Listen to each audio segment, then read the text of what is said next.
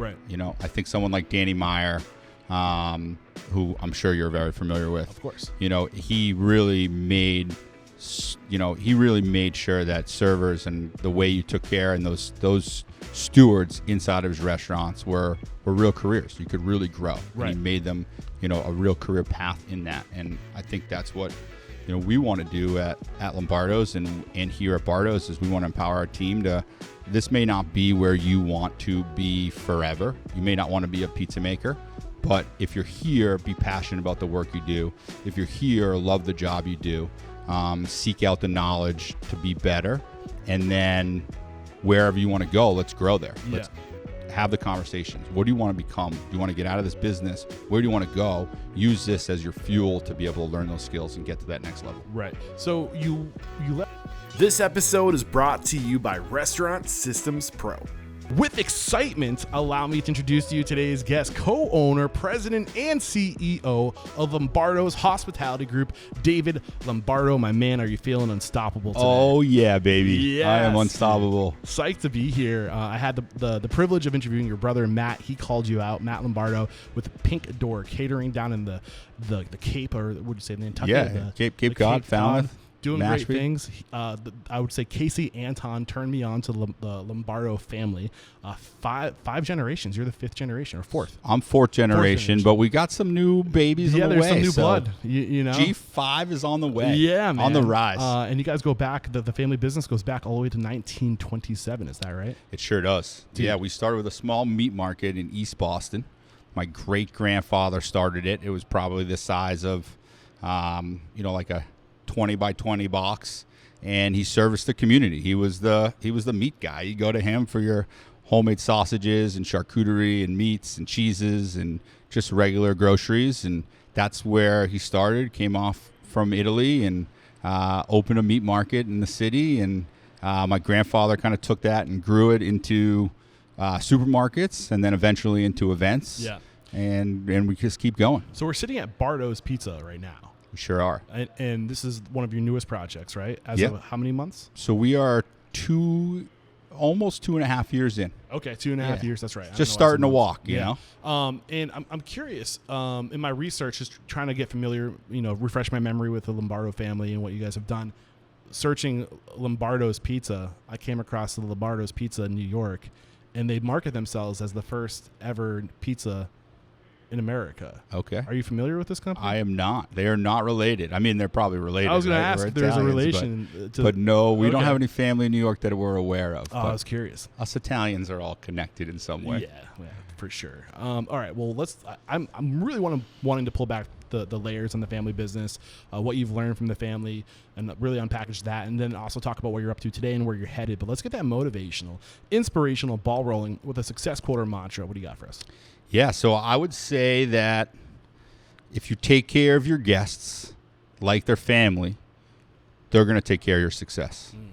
And when I say guests, I'm not thinking of just the people who are walking in the door to pay, but your internal guests, which are your associates and your coworkers, and your external guests, which are the people who are coming in to pay. And so, your clients are your external guests, and your associates and your team are your internal guests. And if you treat everybody like their family and you make sure you take care of them, they will turn around and take care of your success. Are you familiar with Stephen DeFilippo?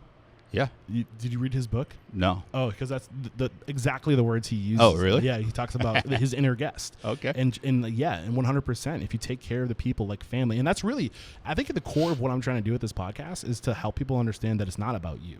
It's about everybody else. Yeah, 100%. And it sounds like you guys are marching to that beat, so I can't wait to dive into it. Yeah, I mean, we're family first. Yeah. We're a fourth generation now family business, and family comes before business. I just saw you important. hug one of your employees like they were a brother, and I'm pretty sure you two aren't related. So. No, not at all. We are huggers though, I love it. Yeah, we care about everybody. Their well-being, their families, their goals and aspirations are what's really important to us. And if we can empower them to follow their dreams and go after it, they're going to take care of us while they work for us. I love it, man. So before we dive into your story, I think we need to pay homage to the family story. You already started getting into it back 1927, meat markets.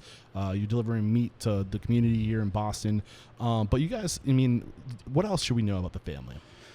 Yeah, so we started in 1927. Vincent Lombardo, entrepreneur, started this meat market. Was he first generation American? He was first generation American. Nice. Yep, came over, and he started with a meat market in East Boston. And my grandfather Sal, his son, really is the visionary for our family business, or was. He's been gone now for 15 years, but we still talk about him like he's here today. So start with the markets. You scale the markets to 3 locations by 1951, I saw. Yep. And that was Liberty Markets. Liberty Markets. And is that when, was it Sal? Sal, yeah. Second generation started playing around? Sal took over with his brother Paul. So where was the business when Sal took over? So it was still in East Boston and then in Winthrop. So it was all right in the city. So we had 3 stores in the city. I believe we might have gotten up to 6 at a time. Oh, wow. And we had supermarkets. So we went from a meat market to a supermarket, and we were the place you went for all your groceries and everything. And that was our business. And over time, he grew that business. Sal, yeah, my grandfather. My father's generation from, 5 years old, bagging chickens in the supermarket. My grandfather used to always say, if you're not at school or playing a sport, you're working in the supermarkets. And so my father became a New England champ in pole vaulting, because he went to the track coach. He's like, I don't want to bag chickens anymore. Like, do you have something you need? And the guy's like, yeah, we need a pole vaulter. And my father's like, all right, I'm in.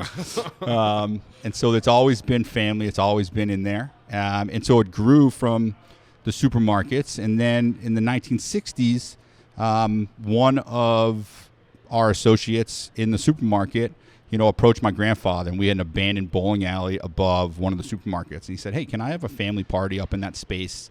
We'll do the cooking, we'll do the cleaning, but we just want to use the open area. My grandfather said, nah, no problem. And then a couple months later, another associate did the same thing, and then another one. And my grandfather said, well, we cook, we do all the food, we've got a supermarket. Everything's here in house. We do it. Yeah. Let's do it for you. Yeah. And that's kind of where Lombardo's was born. And he went to the bank, and back in the 60s, you could go, you're friends with your banker, and you go in there, and with a handshake, you could get a business loan, and you could, he was able to buy the building next door and open up Lombardo's in 1963, which became the center for all events and family milestone parties, and it became an event venue right in the city. So when did things start to change where that became the focus and the grocery stores kind of took a backseat? Well, the grocery stores were around until 2000. Oh, wow. So if you think, they started in 1963 with the event venue. And so they had the event venue. They had a couple rooms there. They took care of the community, but the supermarkets continued to progress. Yeah, and that's exactly what I was thinking. Yeah, so they stayed in the supermarket business all the way up until 2000. Oh, I was thinking like the world of supermarkets started getting kind of crazy, where you have your like hyper supermarkets, like the major, like around here it's like Shaw's, Hannaford's. Well, that's what happened. We ended up selling the last Liberty Market to Shaw's. Okay. And they took over. We sold it to to a bigger brand. They came in, bought the business, and for us, we had the venue opened in 1963. In 1983, we found the current Lombardo's, which we still operate until tomorrow, and probably when this comes out, we won't operate anymore. We'll get into that in a little bit. Yeah. So we had 2 venues from 1983 until 2000, and then in 2000 we closed the supermarkets, and we closed the original Lombardo's in East Boston, and then operated the current Lombardo's up until 2024. Okay, awesome. So I mean, reflecting back at this time, I'm sure there's just a lot of like family values. Like what are those family values that you think kind of contributed to the family success up to this point? Family first. I mean, I think that's the biggest thing that we learned from my grandfather. It's funny, his brother Paul and him were partners, and when the supermarkets were taking off and growing, they were 50-50 partners. And my grandfather would work all day, work all night. If there were dented cans or bruised vegetables, he'd take them home. And Paul was taking home, lobsters and filet, and not working as many hours. And there was a really divide in the value of. You mean there's issues when it comes to family business? There's issues when it comes to family business, right? I think the statistics are staggering. Yeah. The fact that we're in a 4th generation is maybe 1%. That's crazy. But it drops off really fast. And it's because you're dealing with somebody else. It's not just your own. Yeah. And so my grandfather ended up buying out his brother, and it caused a pretty big family divide at the time. And he didn't talk to his brother for decades, like a long time. And I could never think. You met my brother. Like, I could never go 2 days without talking to him. I didn't say Matt Lombardo's episode was 1023. If you want to go check out that episode, he referred his brother David to me. But yeah, keep going. So he ended up buying out his brother. It caused a family divide. And from that moment on, my grandfather Sal's mantra was family before business. And so you're gonna build relationships with your siblings. You're gonna take care of each other. You're gonna make sure you love each other. You're your best friends, and family is first and business is second. And if business ever becomes a problem for the family, sell the business, get out of it, and stay with your family, because that's who can take you to the future and who can really take care of you. And the business isn't as important as taking care of people. So ironically, I just came off of my last interview was with Chris Yonker, and he specializes in succession and helping families pass the torch. All right. And this is something that we were talking about, like how, like what are the things you can do to like prevent some of these like family issues? Like what were the things that you think aside from having this core value of family first, are there things we can do in our business or in any business to kind of hold people accountable so there aren't people who end up not carrying their weight? Yeah, you got to have a clear set of roles and responsibilities. I was so hoping you were going to say that. Your family members, they're your family. I'm now a co-owner with my sister and my cousin, but we have very distinct roles in our current business structure that allow us to do our job, do it well. And when we are working on the business, we wear our business hats. Yeah. And when we are at home with our families and taking care of each other, we're siblings and we're cousins. Yeah. And there's a clear divide. So when you're at work, and even that's how, as we developed and grew, and as us fourth generations came into our family business, we put in some structures of our family business meetings. I'm saying we're going to meet, we're going to talk business, and then that meeting's going to end, and we're going to have a family meeting, and we're going to talk family. I'm going to update you on my life. We're going to talk about what trips are going on. We're going to talk about who's taking care of Nana this week, who's going over for Sunday dinner, and birthday parties coming up. And we would have a meeting about our family, and then we'd also have the meeting in the beginning about the business. And so there was a clear divide, and that family meeting, sometimes we were going as a family to the movies. We're going out for dinner, or we're going to go check out something new. And we made sure that we built in time where we spent with each other to build those relationships, because those relationships were what's most important. Can you get into detail in terms of like really like the process of delegating or putting responsibilities to certain people, and like how do you like cement that so there's no question? Job descriptions. Okay. Like it came down to being that easy. And it was, we're going to define our roles inside the business. This is what you're responsible for. We're going to write out job descriptions. Everyone knows what they're responsible for. And that's how we're going to be able to hold each other accountable for the tasks that need to happen. And then the family piece is just, be good to each other. The best part of all this is that what it takes to be a successful family business is no different than what it takes to be any business. Like that's exactly what you would do. Like this is like E-Myth 101. Like write down a hierarchy, write down the responsibility. Like what is everything that has to happen in this business for like what are all those line items of all the things that have to happen? Like what do we do every day? What are the processes? What is everything this business looks like on paper? And then you literally start putting names next to the people who are responsible for those things. Is that kind of what it looks like? Yeah, it looks like that. And then when it came time for succession and transitioning to the next generation, hire professionals. Hire the gentleman who you just met with who deals with succession planning. Yeah. Get that professional in the mix. You want to make a pizza? I'm your guy. You want to make people happy? I'm your guy. You want to learn about succession? I'm not your guy. Right. I don't know that. You want to do accounting? Talk to my sister. Yeah. She does that. Yeah. She stays in that lane. She knows that really well. You got to hire the professionals. You got to make sure you have the right people around you to make it successful. And it works with the succession planning and family business. And also, if you need help with job descriptions or other things, get the right people on board who know what they're doing. I love that. And don't take it personal, right? Like if it's the family decides that, maybe one of the family members isn't the person for a job, like have you ever crossed that bridge? Oh, yeah. My Aunt Nina, who we love so much, she was fired like 5 times from the family business. Sorry, Aunt Nina. Yeah. And she's the coolest person out there. But she doesn't work in the business. Yeah. She was still a co-owner of our family structure. My father's generation, G3, have 4 members, and they each own 25%. But she didn't work actively in the business. She tried. She was in sales, and she just gave away too much shit. And she just loved to have fun. She ended up moving out to California and becoming a whitewater rafting instructor and a massage therapist, and chose a different path. Good for her. But she still is a key, essential part of our family. What about people who say never go into business with family? Have you ever heard that expression? Have you ever heard anybody say that? Yeah, my mother said that to us all the time. Yeah, she never really wanted me to go into the family business. They say it's never a good idea. Why would you think somebody would say that?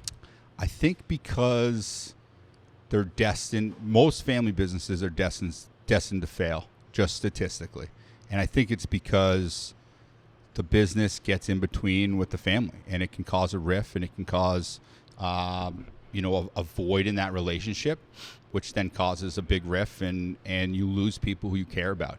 My father always says, "Don't go into business with your friends either," and I happen to be sitting in a brewery that my best friend owns, that our pizza place is in it, and I think the reason why we're successful is because we take that same approach that my grandfather talked about, which was family first. And so our relationship as friends is really important, but when we need to put on the business hat, it's on. Yeah. And we have distinct roles in this place. Yeah. And we operate in between those boundaries, and then we take the roles out and we go skiing, or we go mountain biking, or we go hiking, and we spend time together as friends to make sure that we strengthen that relationship. I think I don't march that beat of don't go into business with your friends and family. I honestly, in my mind, especially in the world of hospitality, where I feel like it's such hard work, right? And there's crazy hours, and you need people you can depend on.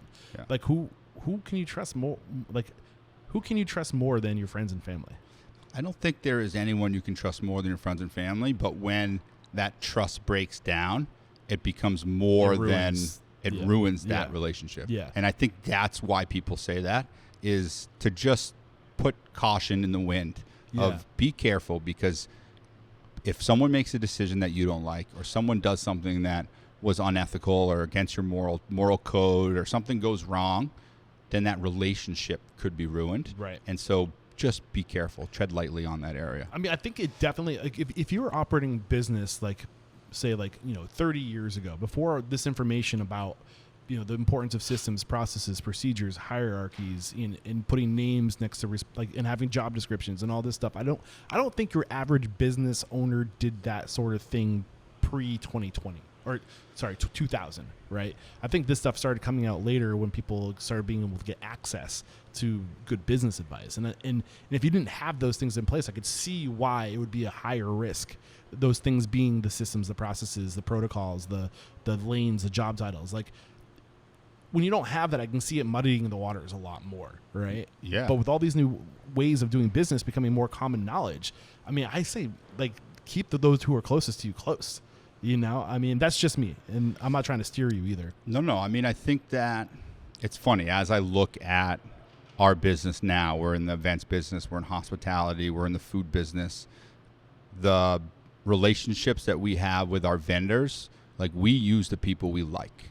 And so it's similar to family, and we treat them like family, but we see the people who burned us, or burned an event, or made, wasn't nice to a bride, or wasn't nice to someone coming in, and we say, we don't really want to work with those people anymore.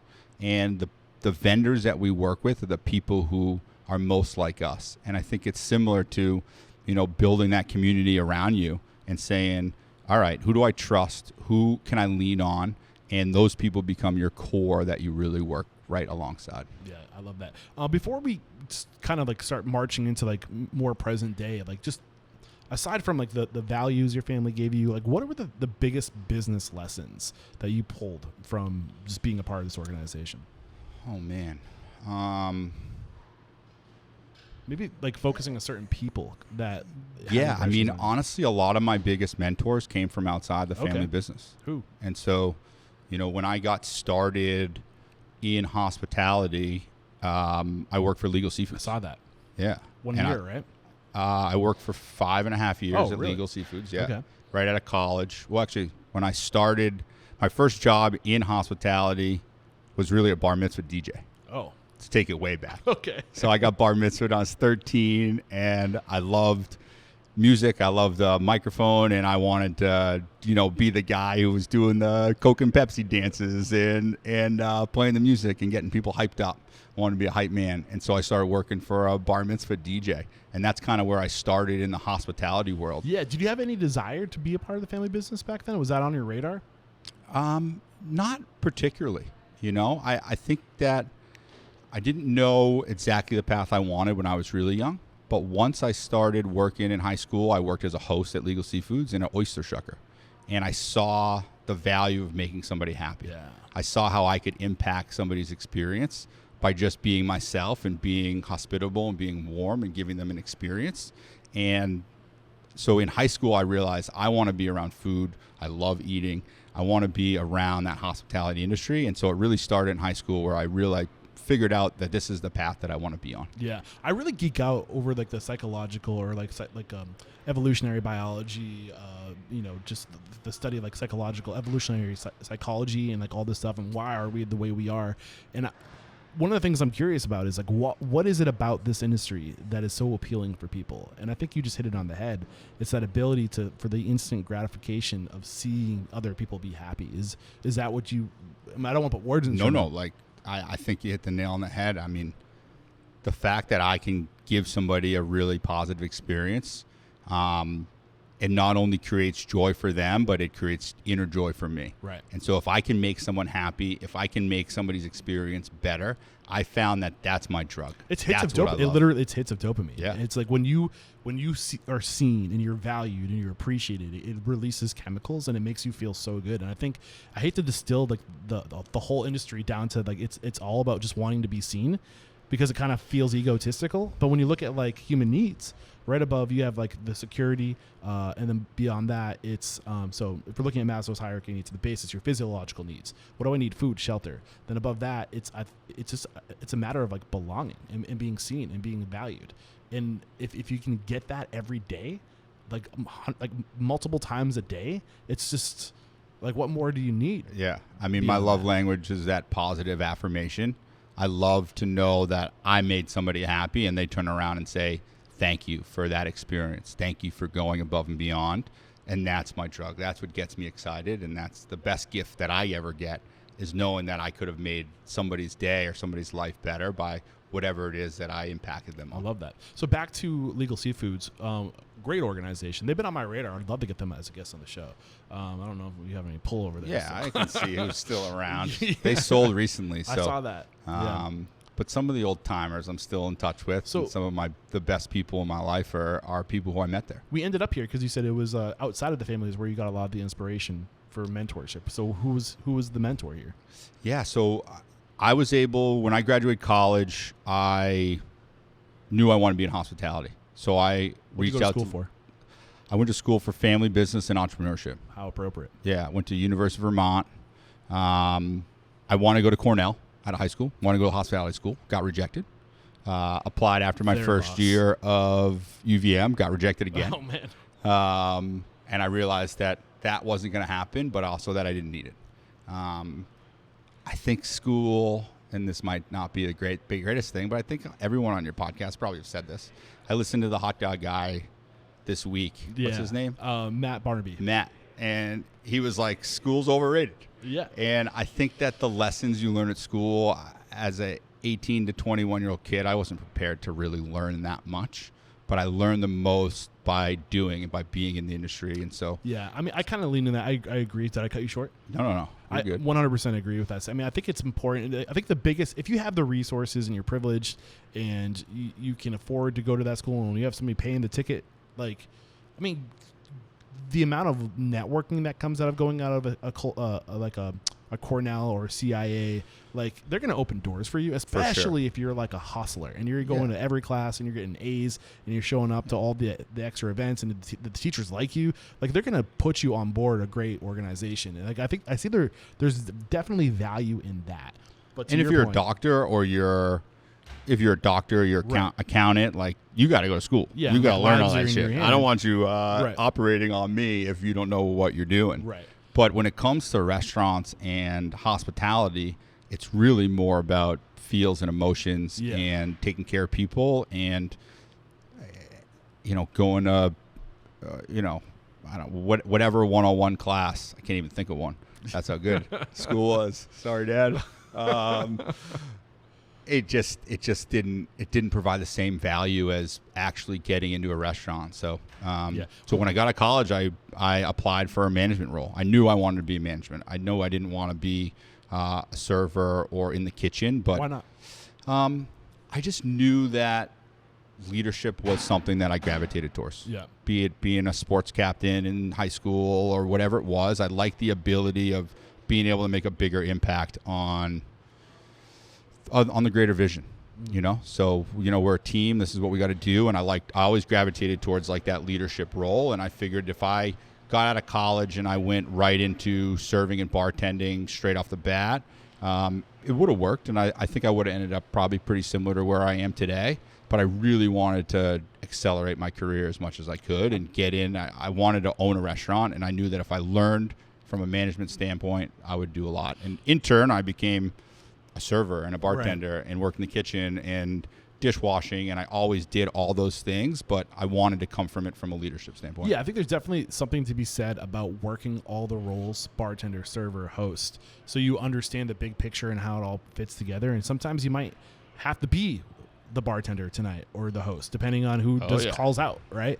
So it's good more to have, often than you think. Right. It's good to have the skills, but I think it's smart. Like if you know that's what you want to be, like if you get comfortable as a bartender and you get comfortable with that bartender income, and then you decide that you want to transition to management, you're probably going to take a pay cut. So I think getting into that mindset before you get used to that lifestyle with the cash in your pocket every night is probably smart. Yeah, I mean, anyone who says a restaurant server or bartender is not a real full-time job, they're idiots. Right. I mean, they make a great living and they impact the community amazingly. It just wasn't the path that I knew I wanted to take. And, working for my family when I was a kid in high school, I'd go to Lombardo's and if I worked the summer at Lombardo's, I was a dishwasher. I cleaned the toilets. I started at the bottom and worked my way up. And when I got to legals, I said, okay, I know where I want to be. I've done a lot of grunt work already, and I know there's more to come, but I wanted to look at it from a management standpoint, and they worked you. Yeah. I think just to compound on what you're saying, you said this is a real job. I just want to take it a step further and saying a lot of people who can do desk work or other careers, even doctors, I think it takes a special person. Like not everybody can do this. No. I'll be honest. Like right now, I would not be a good bartender or a server. I am not good at keeping things in my head. You know what I'm saying? Like that skill of just being able to even if you're entering in, you have to be tuned in to 4, 5, 6 different tables sometimes. Oh, can I get this? Absolutely. I'm right on it. 5 seconds later, somebody else asks you for something, and then you can't get to the POS without 4 more things coming up. You start to forget things. That is such a skill set to be able to just manage. It sure is. And I don't think they get enough credit. And I think it's becoming more and more of a real positive. Right. I think someone like Danny Meyer, who I'm sure you're very familiar with. Of course. He really made sure that servers and the way you took care and those stewards inside of his restaurants were real careers. You could really grow. Right. And he made them, a real career path in that. And I think that's what, we want to do at Lombardo's and here at Bardo's is we want to empower our team to, this may not be where you want to be forever. You may not want to be a pizza maker. But if you're here, be passionate about the work you do. If you're here, love the job you do. Seek out the knowledge to be better.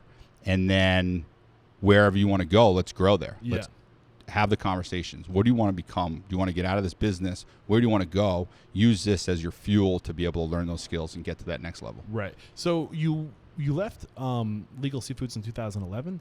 2011, yeah. 2011. Yeah. What was the reason for leaving? I got stagnant. Yeah. I was there. I really led with hospitality. Where were you after 5 years? I was a assistant general manager. Okay. And there was, at least what I was being told and communicating with my leadership, there was no new restaurants for me to go take over as the GM. And it was going to be a couple years until either somebody left or they opened up a new property, that I was going to be able to take that next step to a general manager position. And I felt like I was ready. And looking back, I was not ready.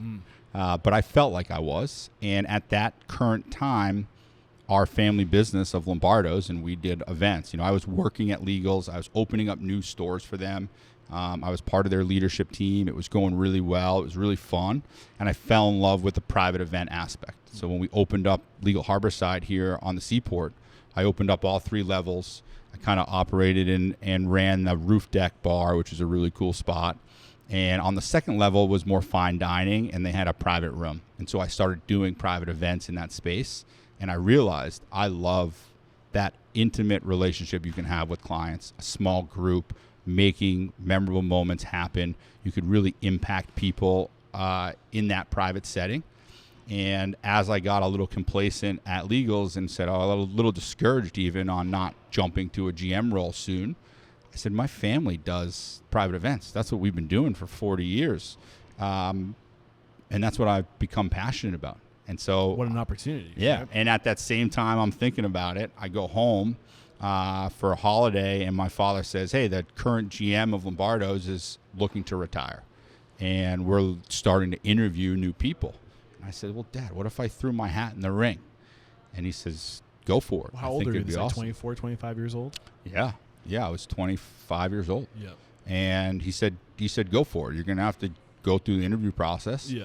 And get the job. And it wasn't an easy interview, but it was my family, so you know they were easier on me. But it's still, I had to meet all the requirements, and I think Legals set me up for that. Being in that corporate structure, it was really you learned the systems, you learned how everything was supposed to go, you learned how to read a P&L, you learned how to do inventories, you learned the systems and the processes and the standard operating procedures to be successful. Legal Seafood is a well-run organization. Yeah, and they worked your ass off. Yeah. I mean, I was working 80 hours a week. I still work 80 hours a week now, but I'm working for myself, so it's really wonderful.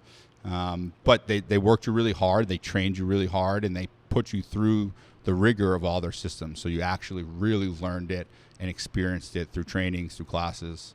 And got you to the point where you're ready to grow. And there is an underlying lesson here that I just want to bring to the surface in case our listeners didn't pick up on it, and is that if you don't create opportunity for people, if people get stuck in a position, they're going to go find that opportunity someplace else. And this was one of the biggest things. Like when I first started this podcast, my whole thing was like, I want to share the knowledge from big operators, like the most successful restaurant brands, and figure out like what all these big organizations are doing that we can teach the independent operator how to do, so they can operate at that same level.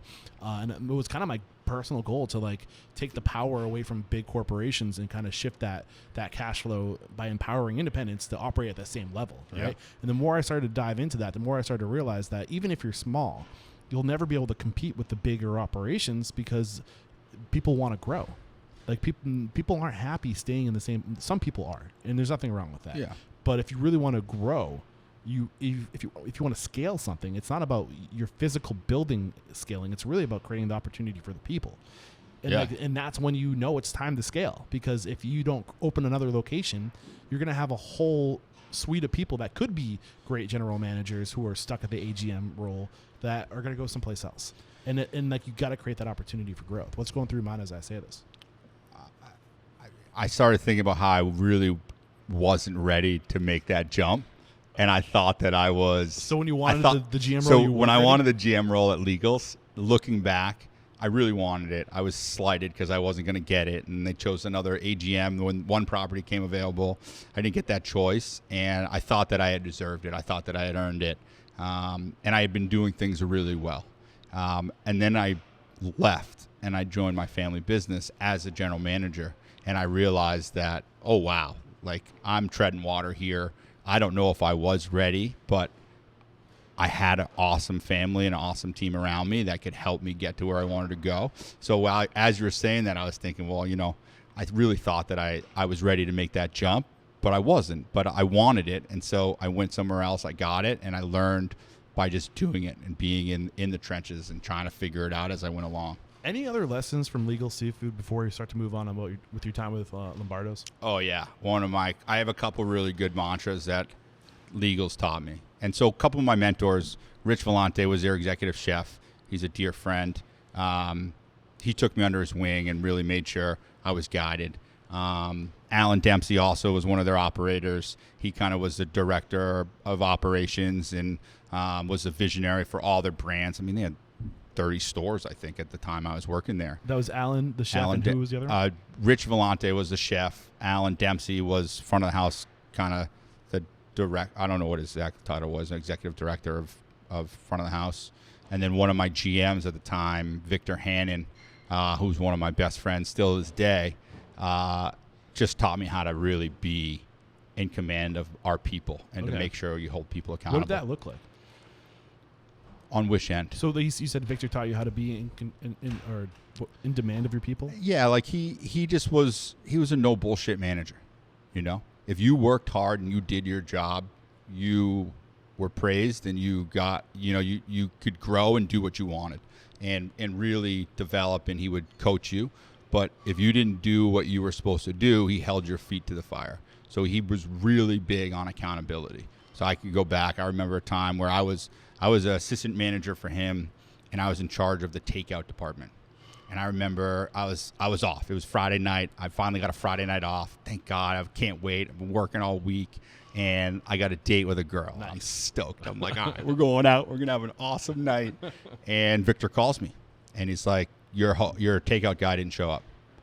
And I was like, okay, well, I'm off. He's like, yeah, but it's your department, and you should have known this. It should have been communicated. And if they called out to you and did it the right way, you could have had a backup, and you didn't have that figured out. So that shift starts, and it's already started. I'm covering with one of our servers, but it's not their job. It's your job, so get in here. And so I had to call up the girl and was like, sorry, no date. And I had to go in, and I was furious. I was so mad. I was like, you got staff. You could easily fill it. But he's like, no, it's your job to make sure you've got the systems in place that if something falls through the cracks, there's someone there to catch it. Backup redundancy. Yeah. And you're going to learn a lesson tonight. And so I stood in the front, and I'm, How many people did you make smile that night? That's the thing. It's like you come in and you are in that situation, but you're in hospitality. You got to take care of the people. So you get in there and you're frustrated. I'm angry, but I had to work. So you get in there and you start working. You realize, well, I'm here. I might as well make the best of it. I'm going to give it my best.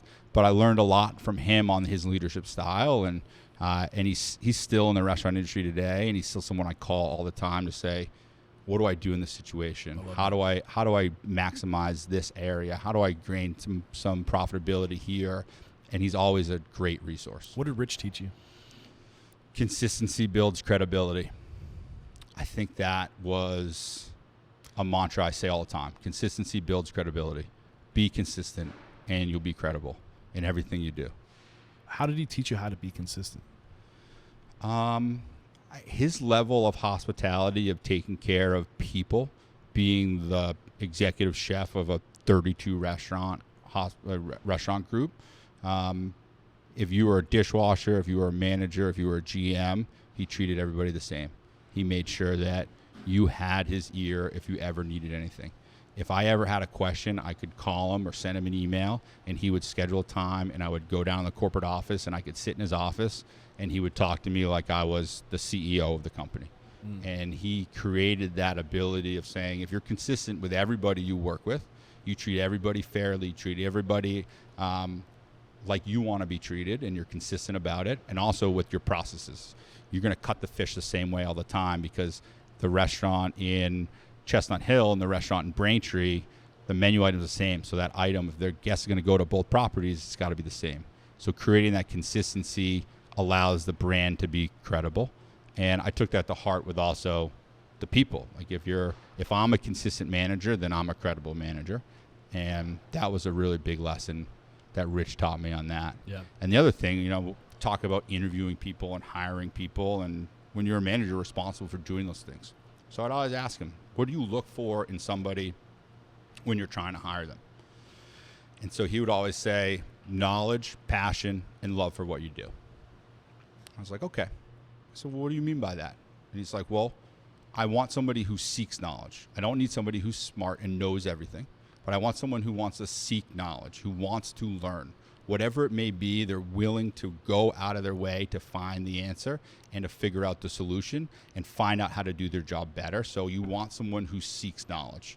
I was like, okay. I was like, and passion. He's like, I don't need you passionate about the restaurant business, but I need you passionate about something that drives you, something that you can be passionate about, that you love, that I know that it may not be serving chowder today. That might not be your passion in life, right? But if you have passion, that means that you are willing to go after whatever that is, and you want to find people who are passionate, whatever it may be, you want to be passionate. And then love what you do. And that really comes down to is whatever your task is that day, whatever you're doing with your time, you got to love it, and you got to give it 110%. And it may not be the future you want, but it's a means to the next step. So if you can find someone who's knowledgeable, who loves knowledge, passion, and love for what you do, that's the person you want to hire. Yeah. I'm thinking about Traction right now. Gino Wickman's book Traction. He talks about they gotta want it, they gotta get it, want it, and have the capacity to do it, I think is what he says. And a lot of what you're sharing, I feel like, is echoed in that statement. And when he says get it, meaning like you have to understand the job. Like you have to understand what the job entails. Yeah. Want it, you have to have, like you said, the passion, the desire to take that job. And then you actually have to have the ability. Like some people get it and they want it, but they get there and they're just not good. It doesn't complement their strengths. Yeah. Right. And those are the words but this is awesome stuff, man. We can't leave Alan out of the loop though. So you told us, Victor taught you about accountability. Rich taught you about consistency and credibility and how to find good employees. What did Alan teach you? Pressure's on. Yeah, I mean, Alan was just the guy who just cared about people. He was a people guy, you know, and he was stern on the way that he ran front of the house operations and so on. But he was the guy who I could turn to say, this is what's going on inside of our restaurant, and this is what's going on inside of my life. And he would give me that type of energy on both ends. And so I could talk to him about the struggles I'm having at home or my mom passing away, whatever it was. Like, he was somebody who I could reach out to and would always be there to listen and take care.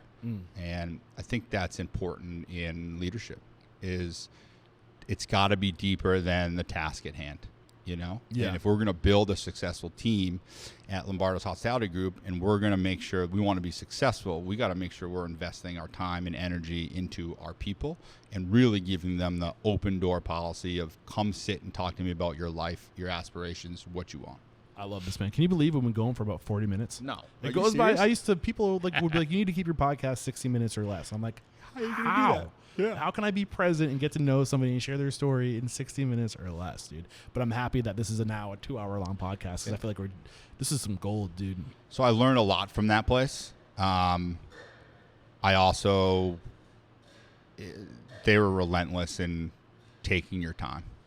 You know, weekends, all worked every night, every weekend. Requesting days off was tough. There's a lot of things on the corporate structure I didn't love. Yeah. You know, I didn't love that I wasn't there for the relationships in my life. Yeah, and I think this is where, like, collectively the industry is taking a shift. And this is what I mean by inspire, empower, and transform the industry by sharing the collective industry values. Because I think that the industry was guilty for a while, for the majority of its existence, of we just outwork everybody. And it's like this badge of honor of who's willing to sacrifice more for the good of the business. And I think you can only sacrifice so much before you hit the ceiling of, like, how are we going to find anybody to be a part of this industry if it sucks, where there's no bounce, you know, in the sense. And I think we're getting much better about finding that balance as an industry. But yeah, 100% right there with you. I'll give Alan credit for one more thing, and that is he taught me how to deliver the same message in different ways. How do you mean? So as you take care of people and you work, everybody is different, right? You have a certain personality in a way that you can connect versus me, versus Kate, versus somebody else. Like, and so the way that I talk to you and the way that I talk to somebody else I have to meet you where you are. Right. This is So, emotional intelligence. Yeah. And so if I know that I need X, Y, Z to be done, I know that the way I tell you, Eric, to do it, I can tell you one way, but I got to deliver that message differently when the way I approach somebody with somebody who has a different personality than you do. And so being able to take the message of this is what needs to happen, but deliver it to the people who need the stern, this is it, like black and white, versus a more compassionate way of saying it. So being able to learn how to deliver the same message to multiple different people based on where they are at was a really important lesson. One quick plug, and then we're going to take a break to thank our sponsors. But I think this is why predictive index is so important. These personality tests, where you can you take these tests, you become more self-aware, but you have your team take these tests. Now you understand how they work, it, like right out of the gate, so you can get like a blueprint of this is the kind of person that you're dealing with. This is how they communicate. This is what's important to them. And when you know that information, it's kind of like it's like a fast track to be able to communicate to them the way that's best for them. And you would have had to just spend time with that person to figure them out otherwise, which is part of it. We did that at Lombardo's. Yeah. So at Lombardo's, we went through that system with our management team and our sales team. Predictive index specifically? I don't think it was. I mean, we brought in a consultant. We brought in a consultant to help us to better get our team performing. And one of the things we did was a personality trait class, and I don't know exactly which one. But thinking back on it, it's probably 8 years ago now. Well, predictive index is based just out of Boston, so I wouldn't be surprised if it was them. But great organization. If you're interested in that, Ed Doherty is my go-to guy. I'm happy to make an introduction to anybody listening to this who wants to start that process. He'll do a free analysis just on you. So like even if you just get that analysis done just for you and it's free, it's going to help you and you'll see the power of it thereafter. But we'll be sure to give him a quick plug because I love the work that they're doing. Yeah, and as we continue our conversation where our business is now, we just recently, the fourth generation just bought, we've opened up Lombardo's Hospitality Group and bought an existing catering company with their own team. So that personality trait and predictive index could be super helpful for us. Oh, yeah, for sure. Getting that going again. Yeah, let's for sure make that intro. We're going to take a quick break to thank our sponsors. We'll be right back to talk about the transition from AGM at Legal Seafoods to becoming the GM of Lombardo's. We have to interrupt today's episode to let you know that every second and fourth Thursday of the month at 1 p.m. Pacific, 4 p.m. Eastern, Restaurant Systems Pro CEO Fred Langley is going live to teach you everything you need to know to run a profitable restaurant from soup to nuts. All you got to do is click the link below. We're back, and when we left off, the last thing we talked about in terms of your timeline, you applied to become the GM of Lombardo's, your family business. Yep. And you realized that you weren't as ready as you thought you were going to be. Fake it till you make it. Yeah. So hindsight being 2020, knowing where you are now and who you were then, like what was the younger version of yourself missing when you came on board the family business? Oh, there was just some gaps in just knowledge in general. Be it the way you analyze a P&L and look at numbers, I think was probably the biggest gap. And then the people piece and the hospitality piece, I excelled at. I made an immediate impact with our family and really thought that was an opportunity where I could make the biggest impact right away. But I think the numbers and analyzing where we're at and how we could be more profitable was the area that I'm still constantly trying to refine and get better at. Yeah. That was going to be my follow-up question is when you were with Legal Seafood, you said that you kind of got a crash course on inventory, P&Ls, numbers, and they were really strong there. Did you take any of that to Lombardo's? Or was this like an area still of weakness for you? Yeah, I mean, I took a good amount of it with regards to just the general knowledge, but really relied on our family and the GM who was leaving Lombardo's to really train me on how our family did things. And it was different. We're old school. What I was able to bring from Legals, which was super helpful, was some more systems on the training side and the hospitality side. Nice. So what was like if looking back 2011 to 2024, where we are today? Yeah. As a professional, I mean, I think there's two paths here. There's the evolution of Lombardo's, and then the evolution of David Lombardo. Where do you like?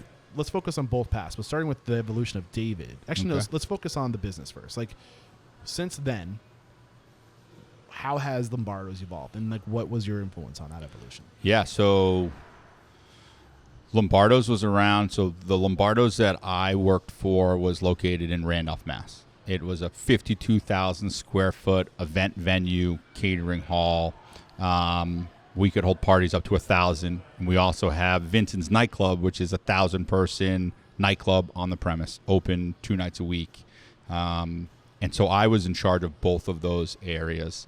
And that business continued to grow and continued to and do what it was doing, but it had been around since 1983, both the nightclub, both Lombardo's. So there was a ton of systems in place. There's a ton of people who were around for a long time, and there's a lot of things that we were set in our ways. This is the way we always do it. This is the way we always do it. And so it was really interesting to come in and have different ideas on what that looked like and how I could change it, and how I could impact it, or how I could build on things that were really good.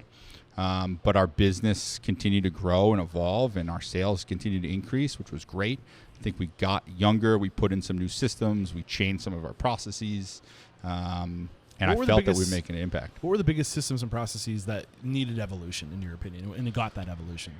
Oh, I think that from a sales end, the software we used, transitioning from one software to a new software. What were you using before? We were using Cateries. Okay. So it's funny.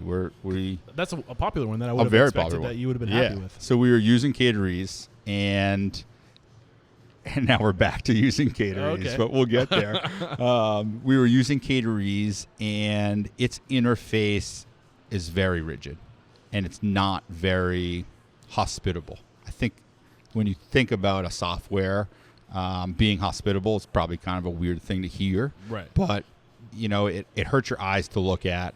It was like looking at Microsoft Excel. Okay. Right? Like, it's super functional, but it wasn't warm and fuzzy. It didn't make you feel good when you looked at it. When we say, like, rigidity, are you talking like you weren't able to customize features to fit your business, your unique? Yeah, both from customizing features and reporting. I think the reporting was something I didn't love, but also just the way it looked from the client's perspective. So when we put out a proposal, how did it look to the client? And it looked very corporate and rigid. Yeah. And it wasn't soft on the eyes. When we couldn't get the reporting and the proposals to look like they should without us building them in a Microsoft Word and transferring it and changing things around. And so we went and looked around for a better software that was more user-friendly, more interactive. The client could interface with it as well. And then, when you presented someone a proposal, it felt like something that they could then look at and say, oh, I like this. It looks good. Yeah. What's the master document called? Like when there's a catering event, like you have a document. BEO. Yeah. What's that stand for again? Banquet Event Order. Yeah, and what I know what Cateries provides is basically it's kind of like a Google Doc where like there's one document. And it's our Bible. Yeah, it's got everything we need. If anything changes, like we're all referencing the same document, and like the client can make a change, and whatever. You're not working off multiple documents. Yeah, that BEO is what's the most important thing for us currently in catering and in events. That's the thing. That's got every detail that we need in it. And we want that. It's something that also we build our proposals in, and the client is seeing a copy of that BEO.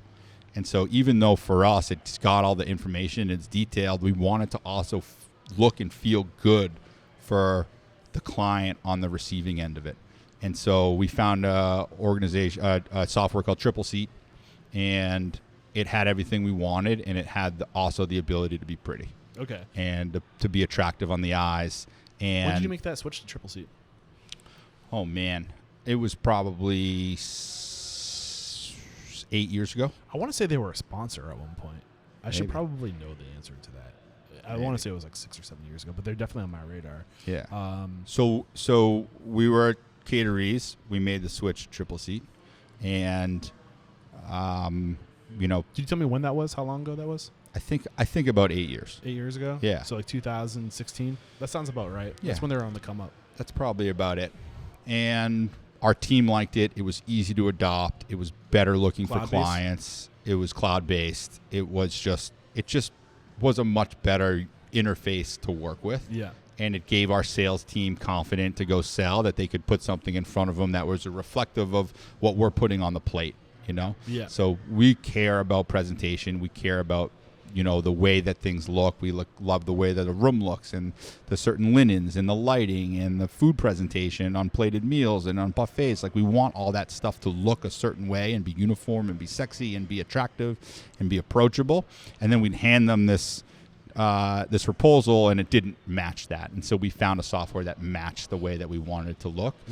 Sorry, go. No. And I was just going to say, we've recently, my sister, my cousin, and myself, who are co-owners of Lombardo's Hospitality Group, just bought a catering company, and they use Caterese. So we're going back in time. Okay. And so they have a team who's been there a long time, and they do amazing work, but they use a software that we gravitated away from. Yeah. And so our team is just kind of cringe, like, oh, we're going back in time on this software. I was curious, why did you switch back? But it's because you bought the software with the new business. Yeah, so we you were happy inherited with a team. Triple C. There wasn't anything. I mean, giving Triple C some constructive criticism, was there anything that you think Caterese did better, and just did better? I mean, just from a very objective, like, hey, if you're in the world of catering, or if that's a big part of your business, or you want to make it a big part of your business, and you need software, like, pros and cons, like what? I would say that Caterese was probably a better software for my chef, in the sense that with the way that we could put in our pricing, put in costings, like, there was a little bit more functionality on the culinary side. But we can do that in other ways too, and there are extensions on Triple Seat that give that ability.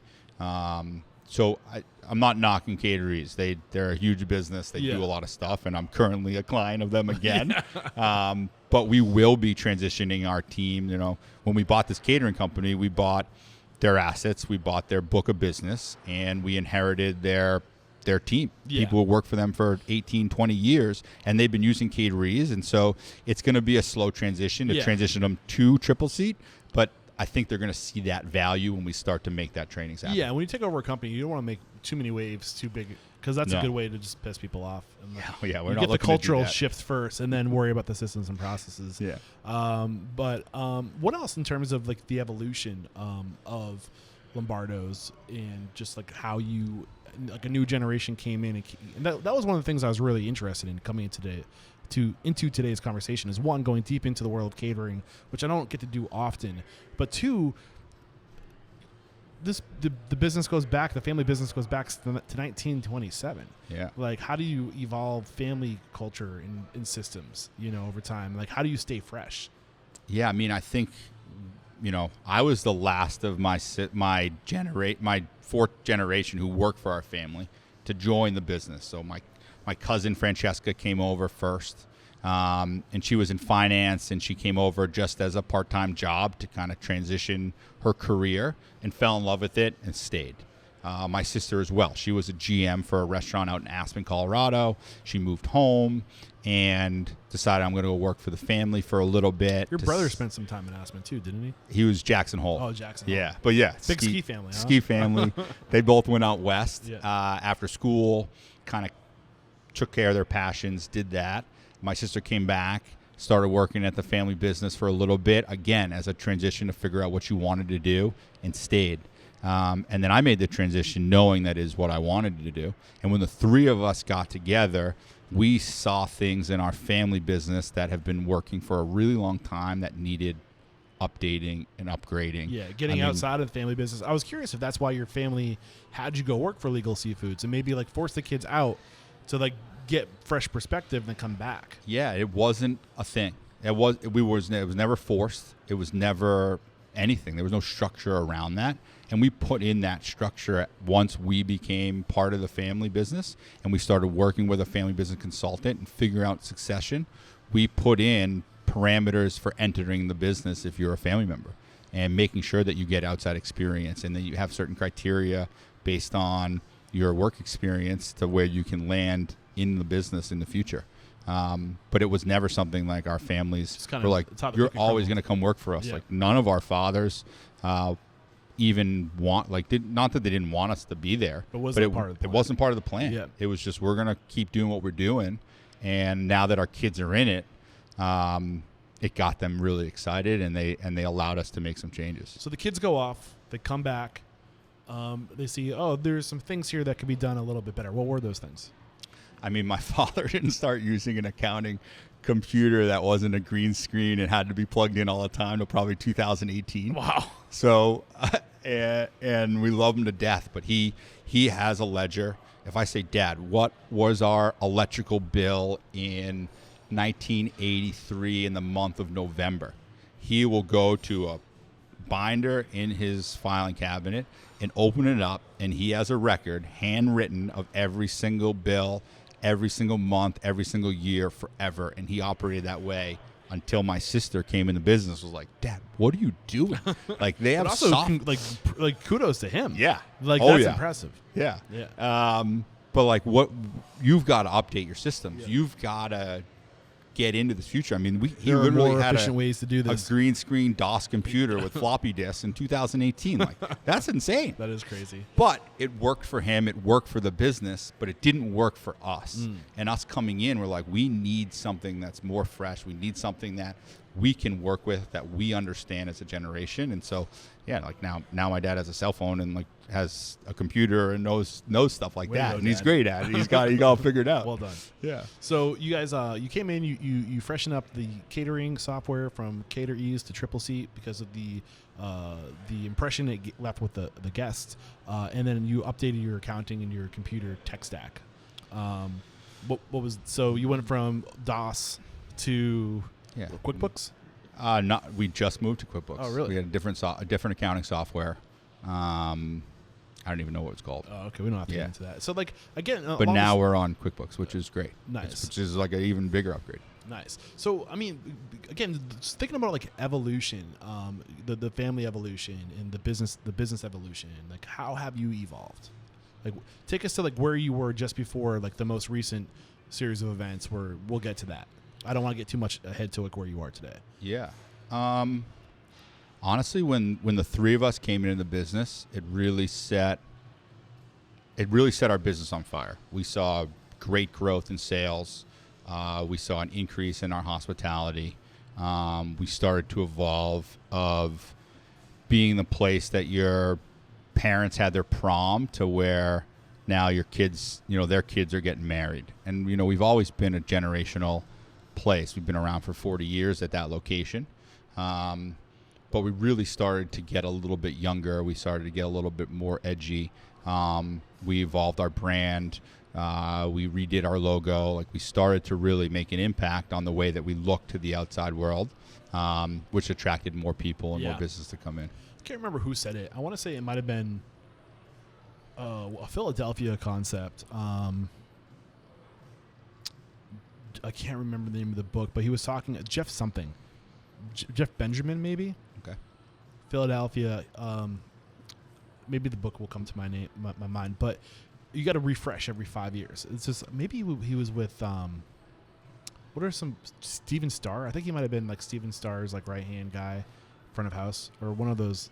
I can't remember. Yeah. But how often would you say the family business refreshed before? Never. Yeah. So why is it so important to freshen up? Well, I mean, if you're going to be a generational family business, or you're going to be a generational business as well, the world changes. And the way that people, the styles, the trends, the way that people look at you evolves over time. And you've got to continue to evolve with that. And, we had an iconic building, an iconic chandelier. It's a place where we created thousands of memories for people. And that chandelier wasn't going anywhere.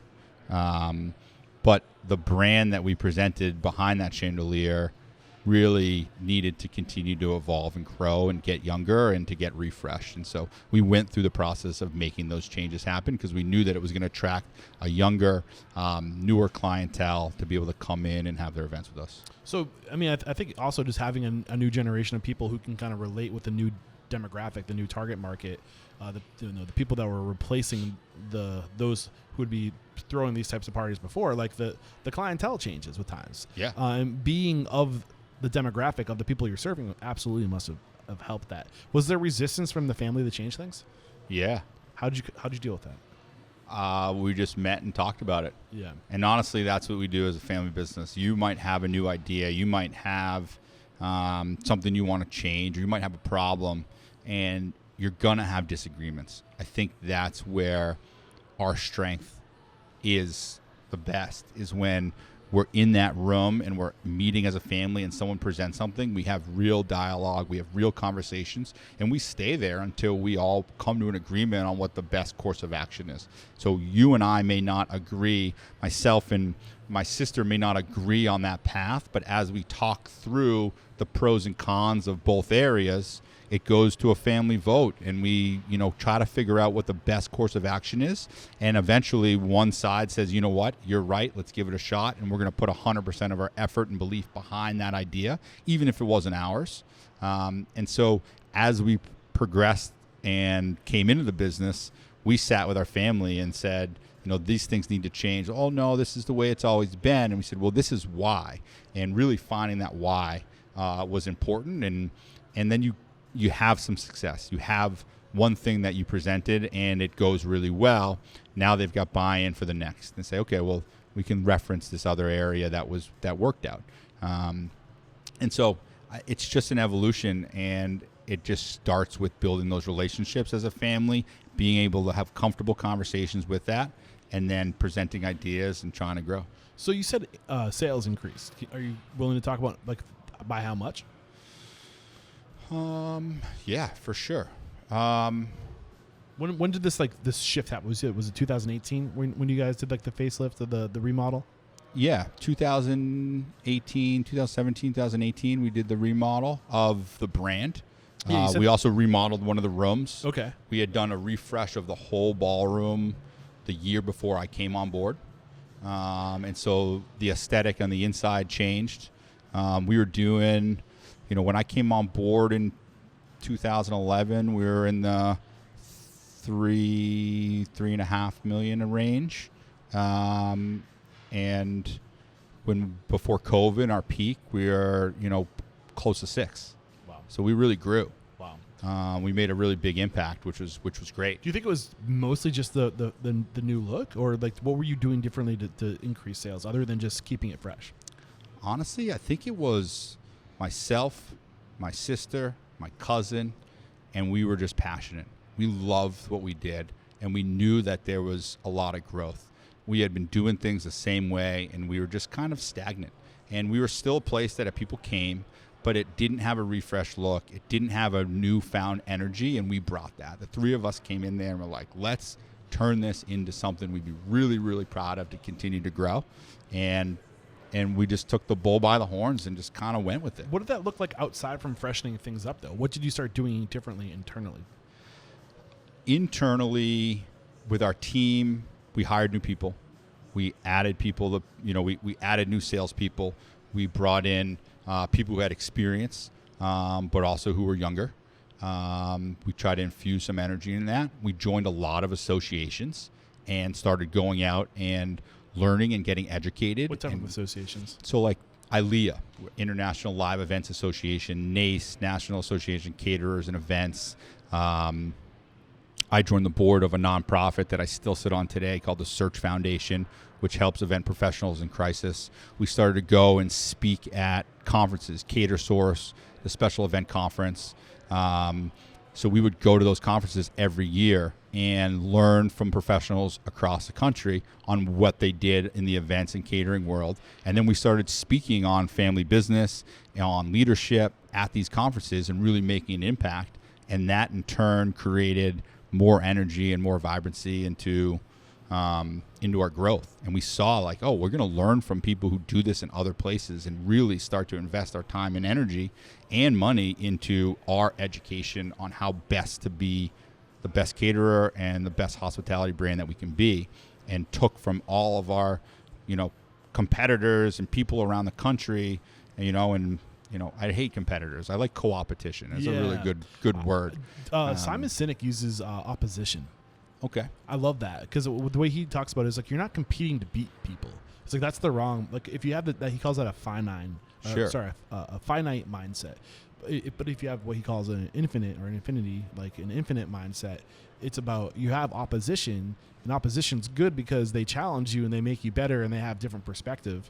And that perspective might open your eyes to different things, but you're probably doing the same thing for them simultaneously. Yeah. So like it's like, hey, I wish you the best. I want you to go as far as possible, but like I do things different. And like you have your way, I have my way. We're in opposition, but we're not competing. Yeah, and we should be cooperating more with each other. Like we've got Shyberg next to us. Awesome rotisserie chicken restaurant. Super cool concept. So like talking with them about collaborations, how we can work together. We did a pizza making class in the back room yesterday, and one of the little kids running around ran into another kid and hit her eye. And the mom came to me and said, hey, do you guys have any ice? I'm like, we're a brewery. We don't have any ice here. But I could go next door and talk to the GM over there and say, hey, buddy, can I get a bag of ice? One of the kids just hit his head. Just have her hold her head against the side have like of an that cake. awesome relationship with the people around you. You could lean on each other. For sure. Now, I want the person walking down the street to come through our door as opposed to going through their door to see our experience. But I also want, when they're here, to say, hey, next time you come in this area, go check out the guys next door because they do an awesome job. Come back to us for a beer and a pizza, but go check out their cocktail program because it's badass. And you really want to be able to work with the people around you. For sure. So when did you started going to these trade shows in 2017, 18, around that time too? I started going right when I joined the business, so 2011, Okay. 2012.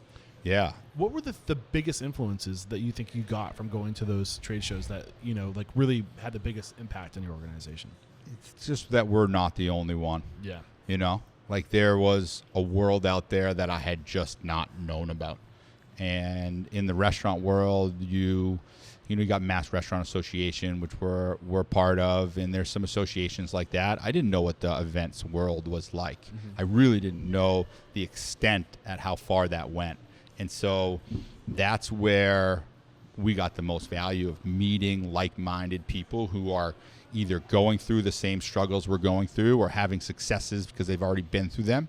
And when you can get in a room and you can get educated by the people who are in your industry who've been through it, it was such a big resource for us. And it's one that I continue to go. I mean, I'm leaving in a week and a half to go down to that conference. Nice. And connect with people who, have become some of my best friends in the industry. Yeah. I'm curious. I want to talk about what you got going on today and the new vision with Lombardo Hospitality Group and how you're kind of transitioning into the future and the businesses you got going on today. But before we get into that, I am really curious, and this kind of came out a little bit earlier, but like in terms of succession, what advice do you have for people who are listening to this and might be in the family business? What advice do you have for us for passing that torch? Like, what were the challenges you guys had internally as a family?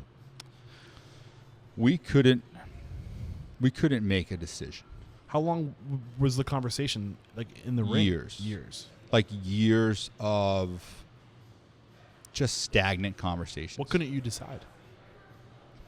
We couldn't decide what the transition from the third generation to the fourth generation looked like. How best to work as a family business, how to really learn how to work as a family business. And we went years just kind of spinning our wheels. Those family business meetings were not that effective for the first probably 5 years of the three of us G4 generation being in those meetings.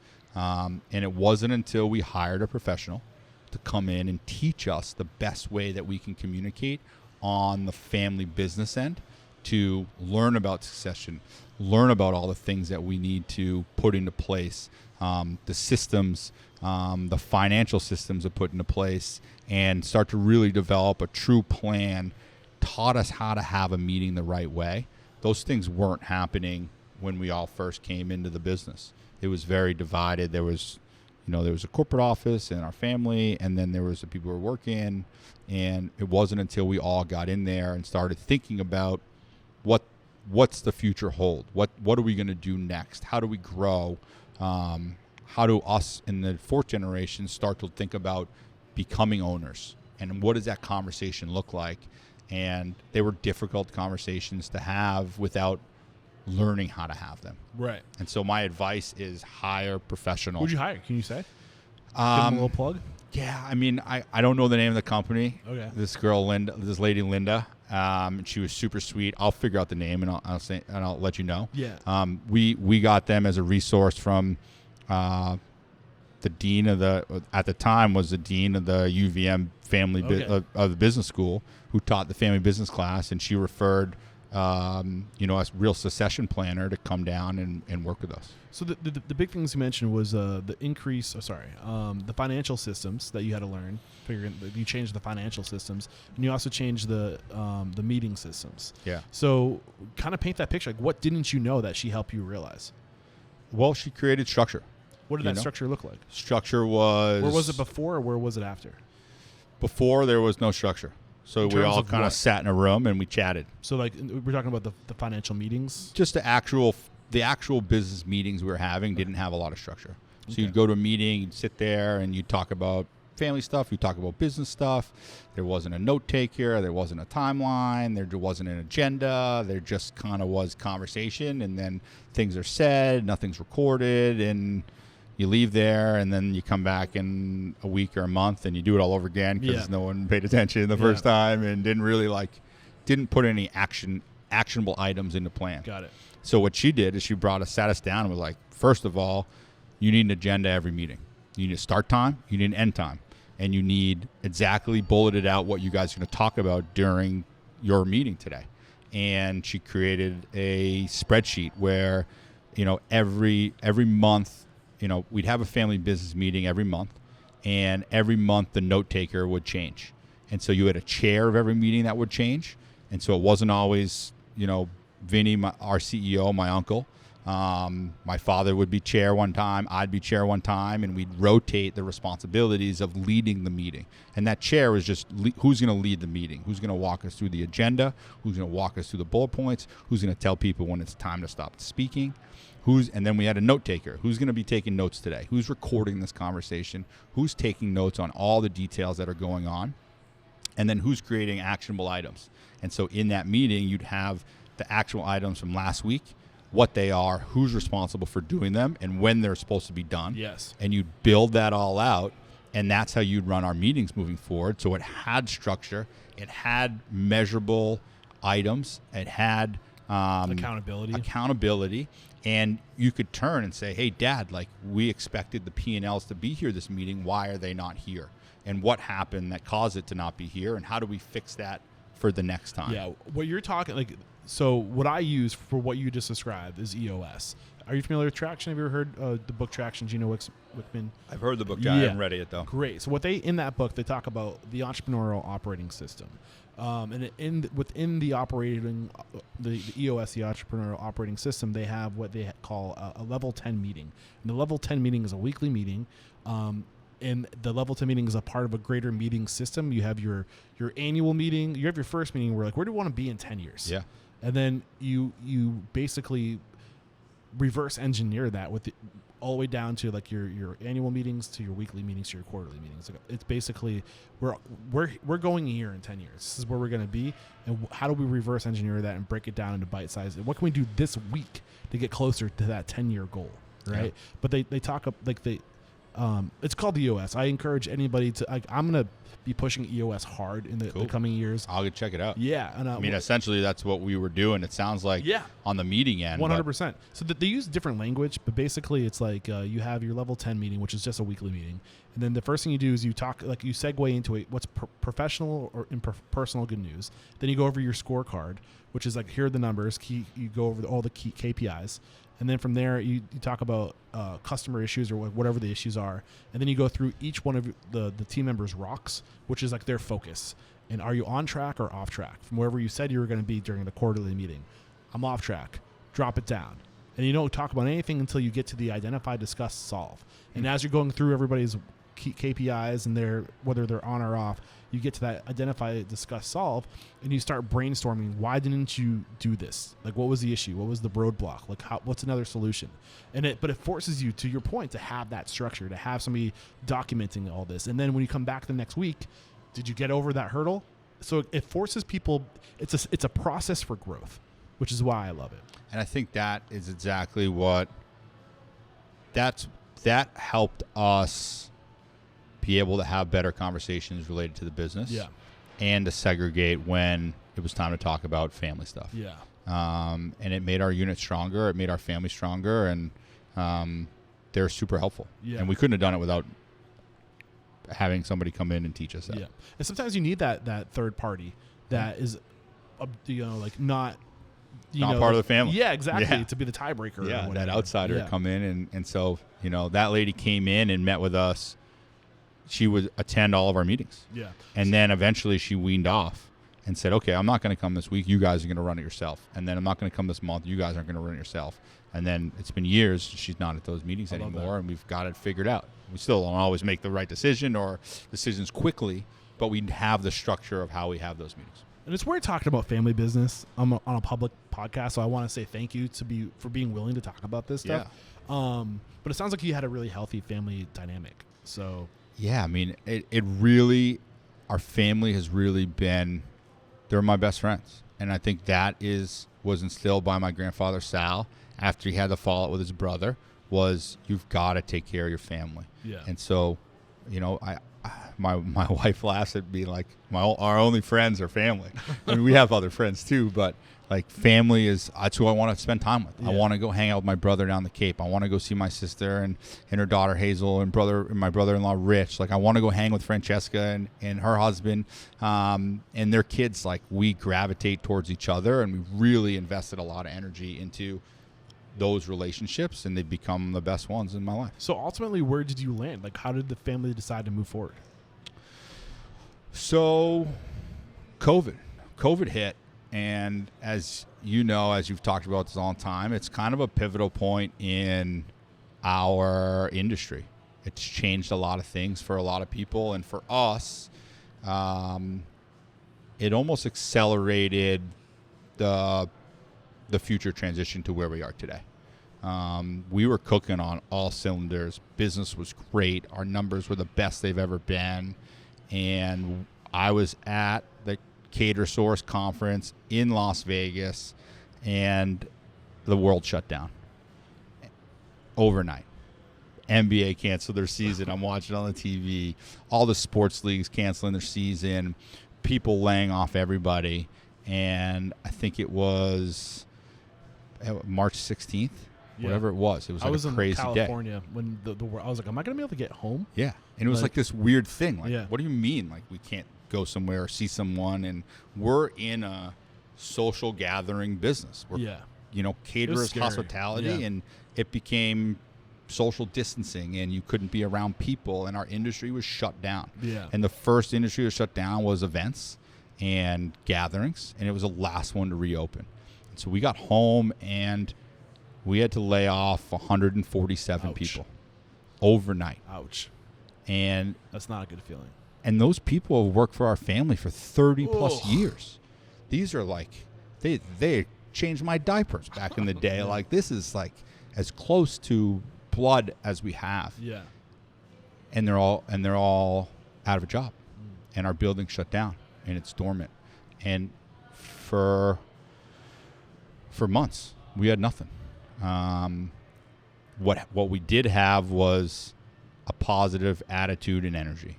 And so my brother and I would go, because he was out of work, my brother and I would go to Lombardo's every day, and we would cook for all the hospitals. So we'd go in there, and because we have freezers full of food, refrigerated for food that's all going to die. Right. And we said, screw it, let's start cooking all this stuff. So we'd make 500 burritos, and then we'd drive them to Mass General and drop them off for the nurses. And we'd call up another hospital. You guys need food tomorrow? We'd make 500 meals for them, and I think we made like 150,000 meals in like 2.5 months. Wow. Just him and I in the kitchen. And I've never had more fun during my life than I did in those few months with my brother, just staying positive and trying to come up with what we could do next and how we can get our people back. Isn't that just a testament to our industry too? You think of like who was hit the hardest with it? Like you could argue it was the hospitality industry events, like in terms of like our business was literally pulled away from us, right? Especially events, in-person events, right? You couldn't do anything. And it's crazy to think that in that time of we're getting hit the hardest, we're also doing the most to support the other people that are going through it now. You know, we want to take care of people. Yeah. And that's what hospitality is taking care of people. Warmth, generosity. Yeah. And that's like, if we take care of our guests, then the success will follow. Yeah. So when we take care of our people, be it internal or external, I mean, we would make meals all the time for our staff to pick up. Come by, pick up food. I got all these dry goods, come get them. And we just gave everything away. We also gave all of our clients who had their events full refunds. Like, not many people did that. Yeah. And we were really proud to say, listen, it's not their fault either. Right. Who are we to keep their deposit? Who are we to keep their money? Yeah. They need that just as much as we may, but if you're tracking we're all gonna give that, it you back. can go to we didn't know early on, but you can go to the state, you can go to the SBA and say, this is what we lost. You know, like, and a which lot of was us great. got it back. Yeah, those PPP loans, all that Yeah. stuff was definitely helpful. So it was during this time, I'm assuming that things slowed down where you were able to have the hard discussions. Yeah, and so as things slow down, you're not running on that hamster wheel anymore, right? Yeah. So you're looking at your business in a different perspective. And we saw this beautiful building of Lombardo's that has been around since the 1960s. We bought it in 83, but it was built in 63. And it needed a lot of work. It had a lot of wear and tear. Aesthetically, it was beautiful, but the guts inside were, the amount of duct tape on pipes in that place is astounding. Yeah. And so we had a lot of, at-home fixes in that spot, and we knew that there was a big investment coming into the physical property of that building. It sits on a beautiful piece of land that luckily our family owns. And so from a financial standpoint, we're paying rent to ourselves. And so we had the ability to look at that building and say, okay, well, we're not operating. We don't have anything coming in, but also we own the property. It's paid off. So we're in a really good space. And this is after all the other updates. You guys did a whole Yes, rebrand. we've done all these rebrands. We did all this So this stuff. is more guts. This is more like okay, we put new makeup on it, but now let's give grandma a new knee. Yeah. Like we needed to go in and do some new repairs, Yeah. a new hip. Yeah. Shoulders. We needed a lot. And so during that time, we're having the family conversations on what we need to invest to make this business, make the building better. And when an old building sits for a long time and it's not in use, just like your body, your knee starts to hurt and your elbow starts to hurt. And we started to have more problems as we started to try to reopen. And so we had a mindset as a family, what are we going to do with this property? What are we going to do with this building? How much are we going to invest? We also had the mindset of how are we getting our associates back to work? How are we getting, how are we going to generate new business? So we had these two different mindsets going on at the same time. On the mindset of how we get our business back and our associates back, we turned our outdoor parking lot into a drive-in movie theater. So we did movies for the community. We were able to sell food out of that, get some people back to work, get people pulling tickets, parking cars. We were able to help vendors by renting movie projector and project on the side of our building. All of these things didn't generate revenue for us to be able to. But it kept the community going. But it kept the community going, and we could break even. Yeah. We could pay our associates. We're not making any money on this, but we can get people back to work. People won't forget you when you gave them you threw them a bone, right? Yeah. Well, maybe we're not making money on this, but maybe we can help somebody who's also hurting right now. So as things started to reopen, restaurants and bars couldn't open without serving food. Right. It was like a weird. I guess it made sense. Maybe it didn't. I don't really know I think what it's the that, alcohol like, thing. what was Like it you was. can't serve alcohol and not give people food because of So obvious bars couldn't reasons. reopen. So our nightclub couldn't reopen. We couldn't get people in there. But so we took our nightclub, we converted into a dinner lounge, and so we set up tables, 6 feet in distance, yada yada yada. We'd host comedy nights, and we'd have a full restaurant, ribeye steaks. Like, we created amazing dining experience inside the nightclub, get people back to work, get our nightclub workers back to work. The drive-in movie theater. And then my buddy Adam Romano, who owns Castle Island Brewery, called me up. And he said, hey, I can't open my brewery without food service. Are you guys open to doing some cooking in our parking lot at their other location in Norwood? We're sitting in their location in Southie right now, for context. And their other location in Norwood is a big brewery. They do a great business, and he couldn't reopen his doors without serving food. He's like, it'll get your guys back to work. It'll allow us to reopen. It'll be an awesome thing. Yeah. I said, screw it, 100%, auto yes. Let's make it happen. And I took a grill from Lombardo's we had.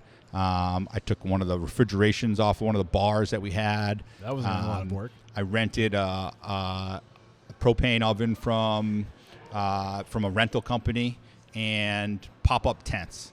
And we created this like absolute hodgepodge outdoor kitchen. Definitely, I don't know how we passed the health inspection. I'll tell you that much. My brother had I feel like people were just getting away with a lot more during that time anyway, because I think people were just like, we get it. You're trying to survive. You're trying to do it. Yeah. My brother has a walk-in cooler on a trailer. So he wasn't working. Yeah. So I took that thing, we brought it down, and we opened up this kitchen in the parking lot. And if it rained, the tents would blow away, equipment would get fucked up, and then we'd have to put it all back together. But we were able to get a team back to work, get our associates back, get people serving again, get hospitality going again. Yeah. And it was like a really cool rustic way of starting. Yeah. And it was also the start of a relationship with Castle Island Brewery and showing them that people loved our food, people loved what we were capable of, and that transitioned to Adam building out a new brewery in South Boston and was diehard on wanting a South Shore bar pizza in there. And all the other guys around who do South Shore bar pizza for decades said, we're not looking to invest anything in creating a new spot. And he turned to us and he said, you guys have been doing food for us for a long time. You helped us out. Are you interested in this opportunity to open up a South Shore bar pizza spot in our brewery? And I said, yeah, we're going to get more people back to work. Let's go do it. I love that. I asked the question, we got talking about the pandemic and what happened during the pandemic, because I asked you about where did you end up with the family business? Like, what ended up happening? How did you land on, because ultimately what you decided was that your fourth generation, the third generation was going to sell all assets. Well, so I started talking and I rambled on and got to where Bardo's is today. But all that happened during that first year of the pandemic. Got it. So during that time, from a business standpoint, we're trying to get associates back to work, and we're trying to figure out how we can continue to impact our associates and figure out a business plan. At the same time, as a family business, and we're looking at the numbers, we're looking at the building, we're looking at not being open for events, we're not looking at sales, we got an offer to buy the property. And so business was shut down, things were really low, we had no idea what the future held coming out of this pandemic. We had a building that needed a lot of work, and we had my father's generation that was getting older. Yeah, they're at this point in their late 60s, early 70s. And they got an opportunity to liquefy assets, and to sell the business and sell the property. More the property than the business, but with the property goes the building. Right. So they got the opportunity to do that, and we talked for a really long time because I don't know anything else besides that building. Right. Well, I mean, that was kind of what I was curious about. Like, what were there? Were you interested? Were you and your sister and your cousin interested? I think that at the time, yes, we were. So I'll be clear about that. We were interested in selling because we didn't know what the future held, and we knew that financially it would be beneficial for our family. Right. And so we knew that we were smart enough as kids to, if the family business wasn't around anymore, we could go out and we could figure out our own path. We were confident in each other. We were confident that we wanted to do something together. We felt really good about what we could create on our own if that business and that building wasn't there anymore. And we talked a lot as a G4 about what that could look like and what it could be and how we can still impact in hospitality and food service and what that could be. But emotionally, it was such a difficult decision to walk away from a place that has been a part of our family and the community for 40 years. And so it was a really hard decision to get to, and it was one of those decisions that not everybody in the room agreed upon. And we had a lot of conversations. We had a lot of back and forths. And ultimately, we sold. Yeah. So you're still working. Lombardo Hospitality Group is still you. It's still your sister, and it's still your cousin, correct? Currently today, yeah. So we created Lombardo Hospitality Group. So we committed to selling the business as a family. Lombardo's. Of the property. Of the property. And with that goes Lombardo's and Vincent's Nightclub. Got so it. we committed as a family to do that. But we didn't make our associates aware that that had happened. Associates meaning your employees. All of our employees. Okay. And so we had we were operating a nightclub, and we had and all of our clients, right? There was a lot of people who didn't know that we had made that decision. And we didn't want to displace events. We saw venues close during COVID, and people had to reschedule their weddings. And we said, you know what? If we're going to close our doors, we want to make sure that we take care of all of our clients for as long as we can. And so we had an agreement with the people who bought it that we could stay in operating for, it was like 18 months. It was like almost like a year and a half. Wow. And almost 2 years, actually. When it all came down, it was about 2 years. So you sold all the assets. You didn't own, but you still owned the business, or they still?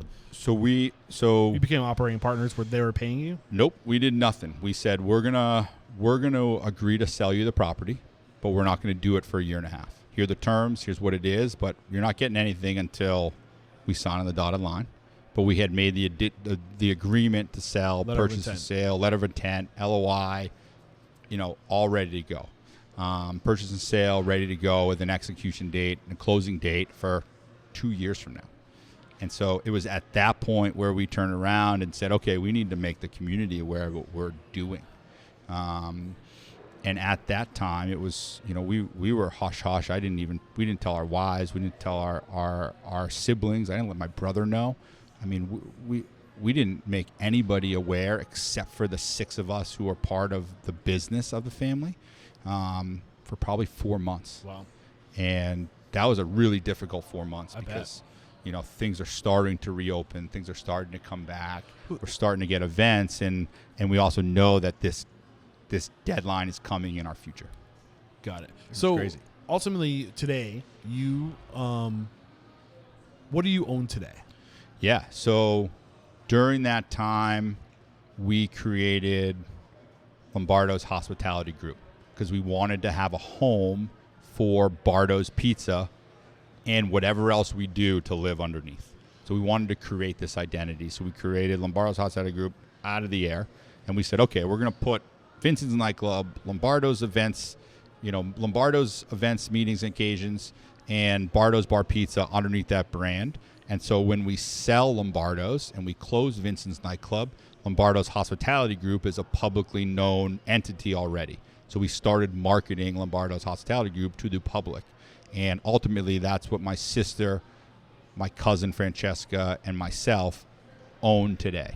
So we are now the owners of Lombardo's Hospitality Group, which includes Bardo's Bar Pizza and most recently Off the Vine Catering, which is a local catering company that's been around for about 20 years, located in Norwood, Mass, that we purchased at the beginning of 2024. Do they own a bunch of markets across the area? No. Off the Vine? Mm-mm. Oh. I think there's an Off the Vine in Exeter, New Hampshire. Okay. Maybe it's different. Maybe, yeah. I was just curious how it was associated. So we decided that we've got Bardo's Bar Pizza. It's going great, but we need more, and we want to be able to keep our team engaged, and we want more. We knew that the Bardo's brand wasn't going to support our 3 families, myself, my sister, and my cousin, the way that we wanted to. And we said, we got the energy to go do something more. We want to stay in hospitality. We want to stay in food. We want to stay in events. What do we do really well? Well, we do food really well, and we do catering really well. So let's go find a home for that catering business. And ultimately, we decided to purchase an existing business as the best way for us to continue to grow that name. Okay, and this is a good time to take a second break to thank our sponsors. We'll be right back to talk about where you are today and what the plan for the future is and what it all looks like. We have to interrupt today's episode to let you know that every second and fourth Thursday of the month at 1 p.m. Pacific, 4 p.m. Eastern, Restaurant Systems Pro CEO Fred Langley is going live to teach you everything you need to know to run a profitable restaurant from soup to nuts. All you gotta do is click the link below. We're back. So where we left off is you talked about where you are today. You have Bardo's and Off the Vine Catering, and that is all under the Lombardo's hospitality group. And you said you're going to go find a space, an existing space, and take over it. That's ultimately what happened. So what is the existing space that you took over? So we bought Off the Vine Catering, which is a commissary and a kitchen with offices that was fully up and operating and working for 25 years. Okay. So they've been an existing brand, an existing family business for a long time. The caterer who we purchased it from, Darren, actually worked for our family way back in the day. Full circle. And was the caterer at my bar mitzvah. Oh, so it's cool. like a crazy full circle that just made it feel really right. But that wasn't our first choice. We wanted to say, okay, we want to build out a new commissary. We want to build out a new venue. We want to go find a new space.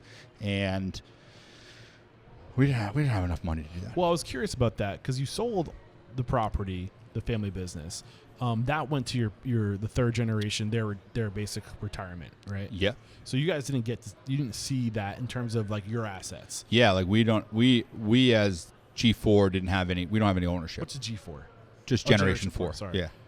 Yeah. I was like, what is okay? G4. So yeah. so Generation it's a 4 plane didn't get too, any but- of the assets, when they sold, that kind of went to taking care of third generation. When they sell. Actually, Yeah. when we're having this conversation, the close date on the business is tomorrow. Yeah. So this will be Which is live pretty in a wild. couple weeks. Yeah. So congratulations. Yeah, thank you. That's awesome. But you did say that your family was able to help you. You got personal financing from them? Yeah, so we were able to get to get some financing from our family To buy get it a on the- loan through them. Got it. To be able to make the purchase of Off the Vine Catering. Nice. And kind of jumpstart this next phase of our Yeah. family business. Some people So kind of I don't know, turn their nose to getting money from family or oh, you're privileged and blah blah blah. I say use your privilege to it's a beautiful thing to be privileged. I think what's ugly is when you don't take advantage of the opportunity to have people when you squander that I opportunity. mean, I think what's important is they're not gifting us anything. Like it's a loan. It's a loan. Like we've got interest Yeah. and we have to pay it off, and Yeah. we've got a time frame for when that needs to be paid off. And But I would say that it's you're like a real privileged- business. But our privilege is I'm not going Yeah. to the bank. I'm not going to SBA. I'm sure at you got this a time. great interest rate. We got a pretty good one, Yeah. but the interest rate's gone up since we figured it out. Like it's not, it's not just a gift. Like Yeah. we're paying it back with interest, and it's something that we're committed to do it, and we wanted it that way. We said we don't want any handout here. We appreciate the opportunity and the privilege, I'd say, to be able to go through you guys Right. at this time. And in purchasing this catering company, it's worked out really well. I think there's a lot of things that we want to continue to do, and we want to continue to grow. And we're going to need to go to a bank at some point and get a loan to do some of the growth we want. You know? So what's the vision? Oh, man. I mean, we want to be the place that people remember for all their moments, And so from a hospitality group standpoint, from a Bardo specifically, we've got 2 locations now. We've got this location we're at, which is a brick and mortar. We have a 25-foot food trailer that we built out. So it's a mobile unit. It currently lives at Castle Island Brewery in Norwood, but we pull it for events all the time. So you have a party in your backyard, you got a corporate gather, whatever it is, it's mobile. So we got a mobile Bardo's. We can go anywhere. We'd like a brick and mortar standalone with a full bar and restaurant Bardo's. And then we also want to take our pizza wholesale. And so developing the right recipes and the right packaging to be able to get a great bar pie, vacuum sealed, buy it in your supermarket. So that wholesale business and that wholesale production is something that's coming down the line in our future. I saw you guys have the sausage. Oh, yeah. market. We got a sausage company, too. Yeah, that's cool. Yeah, so we have Lombardo's famous sweet, hot, and garlic and cheese Italian sausages. that recipe goes back to 1927 to the meat market. And that's only online, right? So it's online, yep. Yep. Yep. Or you can get it at Pink Door Okay. Catering and Market That's down right. the Cape. You know what, I And think I we're the actually leading had sausage some of your company in sausages. Bermuda. Your bro hooked me up. He gave me like a goodie bag All right, good. on the way home. Yeah. He threw. I shouldn't probably not say this out loud. He threw a couple seltzers and he threw like a couple of beers in there. And I'm Okay. driving down 95. I didn't realize that I grabbed the beer out of that. He perfect. threw beers in here. I cracked the road soda unknowingly. Unknowingly. that Bombing down makes it okay. 95. That makes it okay. I didn't know what to do with that. So do I throw this out the window? Let's just say Yeah. that's what I did with it. So in the what are we going to do when there's no business going on? We had a family sausage recipe. We always made sausages. We always gave them to friends. We used them in food and our recipes.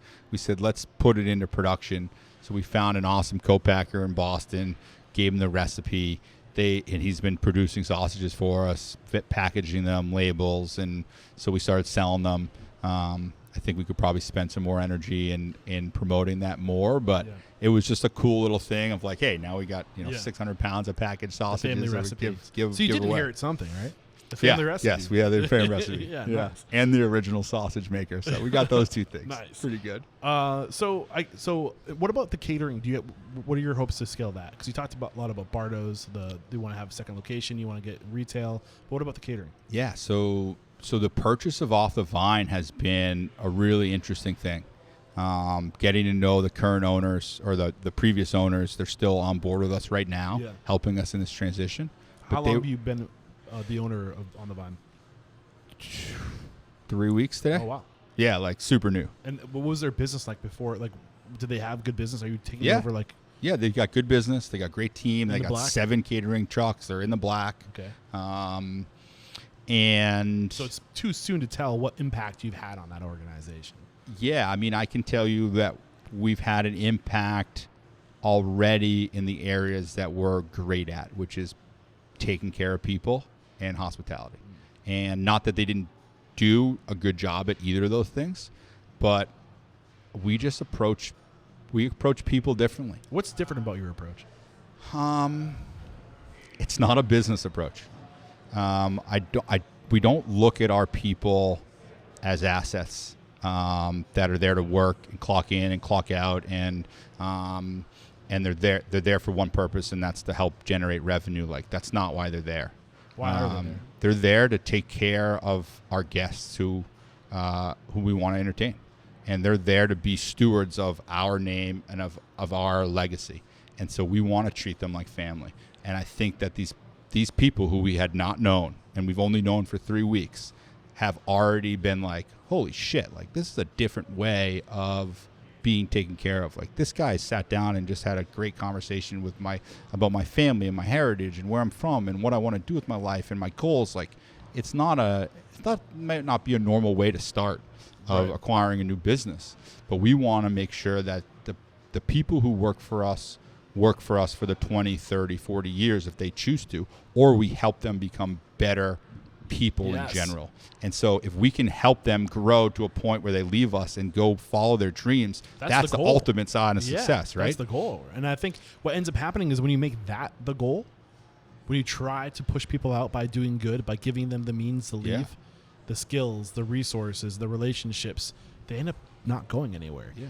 And some will, but I think you have a much higher retaining. Like you end up finding people who don't want to open their own business, but they have passion. For sure. Back to what we were saying earlier, and you're able to give them a vertical for that passion. Yeah. And then that's how your business grows organically, right? So, like, in the first 3 weeks, we've reorganized the kitchen, make it more efficient, sat down with them, listened to what works for them, what doesn't work for them, why things are in certain places, heard them, made changes to make their lives better from a work standpoint. Then listen to them about their life, what interests them, what gets them excited. You know, I learned that one gentleman on our team, Lewis, who's an absolute rock star, is like an incredible artist. And so we're closing down Lombardo's. We've got all these frames, all these pictures everywhere that are going to go in the trash. Pulling those off and be able to go in there and say, hey, Lewis, we just met literally 4 days ago, but I know that you're an artist and you love to paint. Here's some really beautiful, gorgeous frames that we're not going to use that you can use for your art. And he's like, what the, like, Yeah. who are these people? Right. And I think that's that's the impact we can make right now. The chefs that we've inherited on this team, and we've brought our executive chef from Lombardo's with us, and we promoted our chef de cuisine at Bardo's to our executive sous chef at the catering place. So we brought 2 amazing leaders on our team, but they already had a team of people, and those people are culinary. They're just awesome. Yeah. They're really good, way better than I thought we were going to walk into. The team that we're inheriting is phenomenal. And so them combined with the leadership that we have, the opportunities for growth on that end are unreal. And those owners that we're buying from, amazing people. But they knew that they were going to be selling their business. So the last year, they didn't push their sales as hard as they wanted to. They didn't make the changes in the space that they wanted to. And that space needed an uplift. So, we've been painting. We've been ripping down walls. We've been changing shelving around. We're making it safer. We're making it better. And we're hoping to take that catering company and really grow it. I love that. And it's scalable. I mean, we have 7 catering trucks. I don't even know what to do with 7 catering trucks, but I'm going to learn. It's gonna be awesome. Yeah, man, this is great. I want to pull back layers on the current brick and mortar Bardo's that you have here,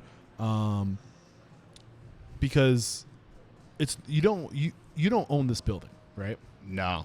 You don't, No. and it's like you're an appendage to the breweries. That, like, why don't you tell me before I make assumptions? Like, what is the relationship here today? Yeah, so we our pizza concept lives inside of Castle Island Brewery, and we are responsible for the food up until the window and nothing more. So, like, I'm looking around. Yeah. I don't see any signs of Bardo's branding. Just, you have your hat. I got my hat. There's a big neon sign over here. If you turn a little bit, Got it. there's a logo on the door, Got it. and our merch is around the back of the corner. Okay. So, like, But yeah, like, it doesn't scream Bardo's here, right. which I wish it screamed Bardo's more.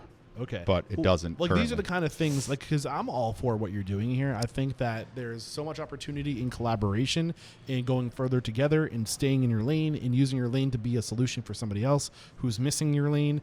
And, I mean, beer and pizza, man, is there a better? Maybe It's not peanut a butter better- and jelly might have you beat, but Maybe. other than that, Questionable. yeah, like, it's a great combination, and it's a win-win. Like, your lifetime friend now has this opportunity to have food with. They don't do food; they do beer, They do beer. right? So it's such a win-win. But, like, what do we need to know? What's not obvious about these types of partnerships that you would like to create awareness about?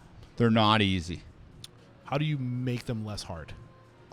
You over communicate, and you talk a lot, and you. I think there's sacrifices both ways. We have a really great pizza product. They have a really great beer product, which is awesome.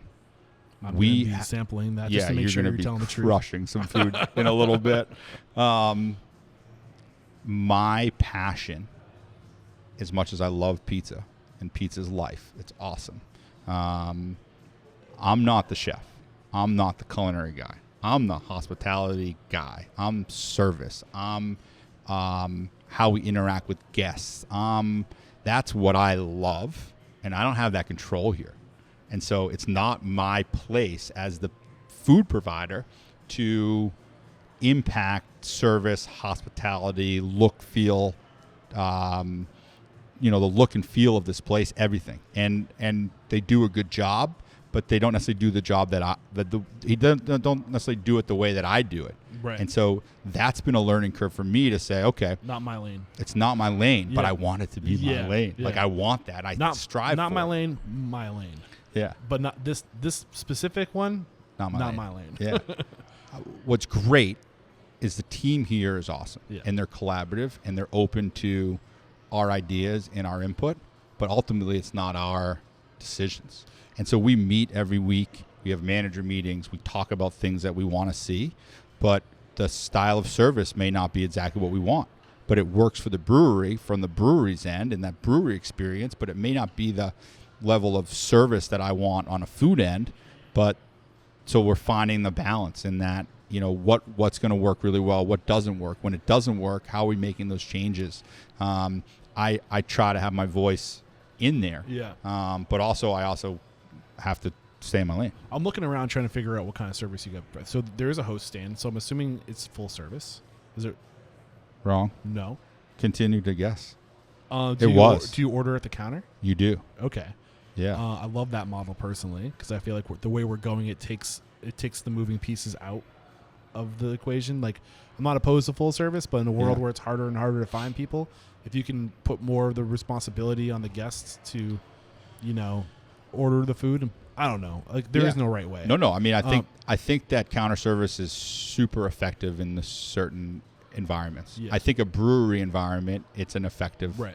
experience. You want to cultivate your own experience. You got great educated bartenders who can talk you through different beers and give you tastings. You can have a really awesome experience at a brewery with the counter service. When we started here was in COVID, and so you couldn't counter service. Right. We weren't even allowed to have seats at the bar at the time, and so we had a full service model and transitioned out of that. And I really gravitate personally more towards a full service model. With your background. Yeah, with the background. And that's just my bias. Yeah. It doesn't mean it's the right thing for this space, but it's the Yeah. thing that I like, and I know how I can impact hospitality Yeah. on the guest experience. And it's different than a counter service where, a guest wants to get another drink, they got to get up and get in line and get another drink, which works in a brewery environment. It works here, but it might not be what I always love. If there's one thing I know for certain, and the only thing I know for absolute certain that I've learned in 1,000+ interviews, Yeah, tell me. is that there is no right way. Yeah, there's no right way. And That I've is for almost sure. driven myself crazy trying to figure out, what Yeah. am I committing to? What am I telling other people to do? What is the secret? There are no secrets. Yeah. There are infinite possibilities in terms of how you approach your business, and it all depends on so many different variables. It does. It depends on you. It depends on your vision. It depends on the community you're in. It depends on so many different things. It depends on what your building has to offer. And you gotta be like water in this industry, and you have to just adapt to the myriad of variables that will be thrown at you. Personal variables, like geographic variables, cultural variables. How much money do I have? Variables. Yeah. It's a real. Yeah. That's a big one too, right? Yeah. What can you afford to do? How's it going to look? What I love is, regardless of the style, if it's the way that I want it to be, it's the way that works for our space right now, and it's collaborative in the sense of our team is part of those conversations. We might not be the decision makers, but we have the conversations. We've adopted some of the things we do with our family of this is decision on the table. Here's what I like to see. Here's what you like to see. Let's have a conversation. Let's choose a path, and then let's commit to it 100%. And so, this service model we currently have here is not my choice of ideal service model, but we're committed to it 100%, and it's working. And it's really great to see that. And it's great for me to take a step back, be like, all right, well, maybe the service model I was envisioning is not exactly what it needed to be. Yeah. And, and it's tweaked over time. Like, there's a hybrid of what we're doing, and we're getting to a point where, it's really starting to gel. And it's been really fun to kind of learn, okay, well, I never thought of this being a counter service spot, but it's working out really well. Yeah. So I am curious. The only thing, when you're working in this type of relationship where you are the food appendage of a bigger picture facility, how do you manage cash flow in the back? You got money coming in from, I'm assuming it's one POS. One POS. So you have all the beers and all the pizza and all the wings. What else do you guys do? Beers, pizza, wings, salad, sandwiches. Okay, ice cream sandwiches. All in one. Do you do the ice cream sandwiches too? Yeah. Is that you? They're delicious. So basically everything but the beer is you. Anything you're drinking is them. Everything you're eating is us. So what is the tech stack? How are you guys managing? Where are the orders coming in? How is it getting split up? So one POS, we use Toast. Everything gets ordered. Based right here in Boston. Local company. That's right. Yep. Are they a sponsor? No, but Okay. I am a fan of Toast. It's the most recommended POS in the show. Although I'll be public and I'll say it, they kind of they're getting a reputation for not really taking care of their clients. But I think I get it at the same time because they were in a weird place when the pandemic hit. They were scaling. Yeah. They went public. I think that they had the people in place, and then the people were forced to leave, and then they had all these clients, and it was weird. I get it. I think they're doing the best they can. We're really happy with the way that the system works. Yeah. There's always things that can be better. Like what? Like just what you said. Like Okay. I mean, just It's better to come from you because Yeah, I'm just a guy who talks to people. I think that you always want customer service, right? Yeah. You always want to be able to pick up the phone and have something fixed. Now, granted, I say this now, and I'm thinking about a time where at the pizza trailer, our Wi-Fi went out, and it took me an hour and 40 minutes on the phone with Toast to try to get our POS up and running, but they called in Verizon and we troubleshot the problem and finally found the root of the problem and fixed the problem. So they were super helpful that day. But there are times where it's a little bit more challenging. Yeah. But we've been happy with the performance overall. And we use a different POS company down the nightclub and at Lombardo's. And I don't feel comfortable naming who they are. But I would never use them again, and that was a really challenging. What if I say the name? Can you give me a look? Yeah, I don't even know if you'll guess. I won't play that. Yeah. Game. Was it Lightspeed? No, it was not.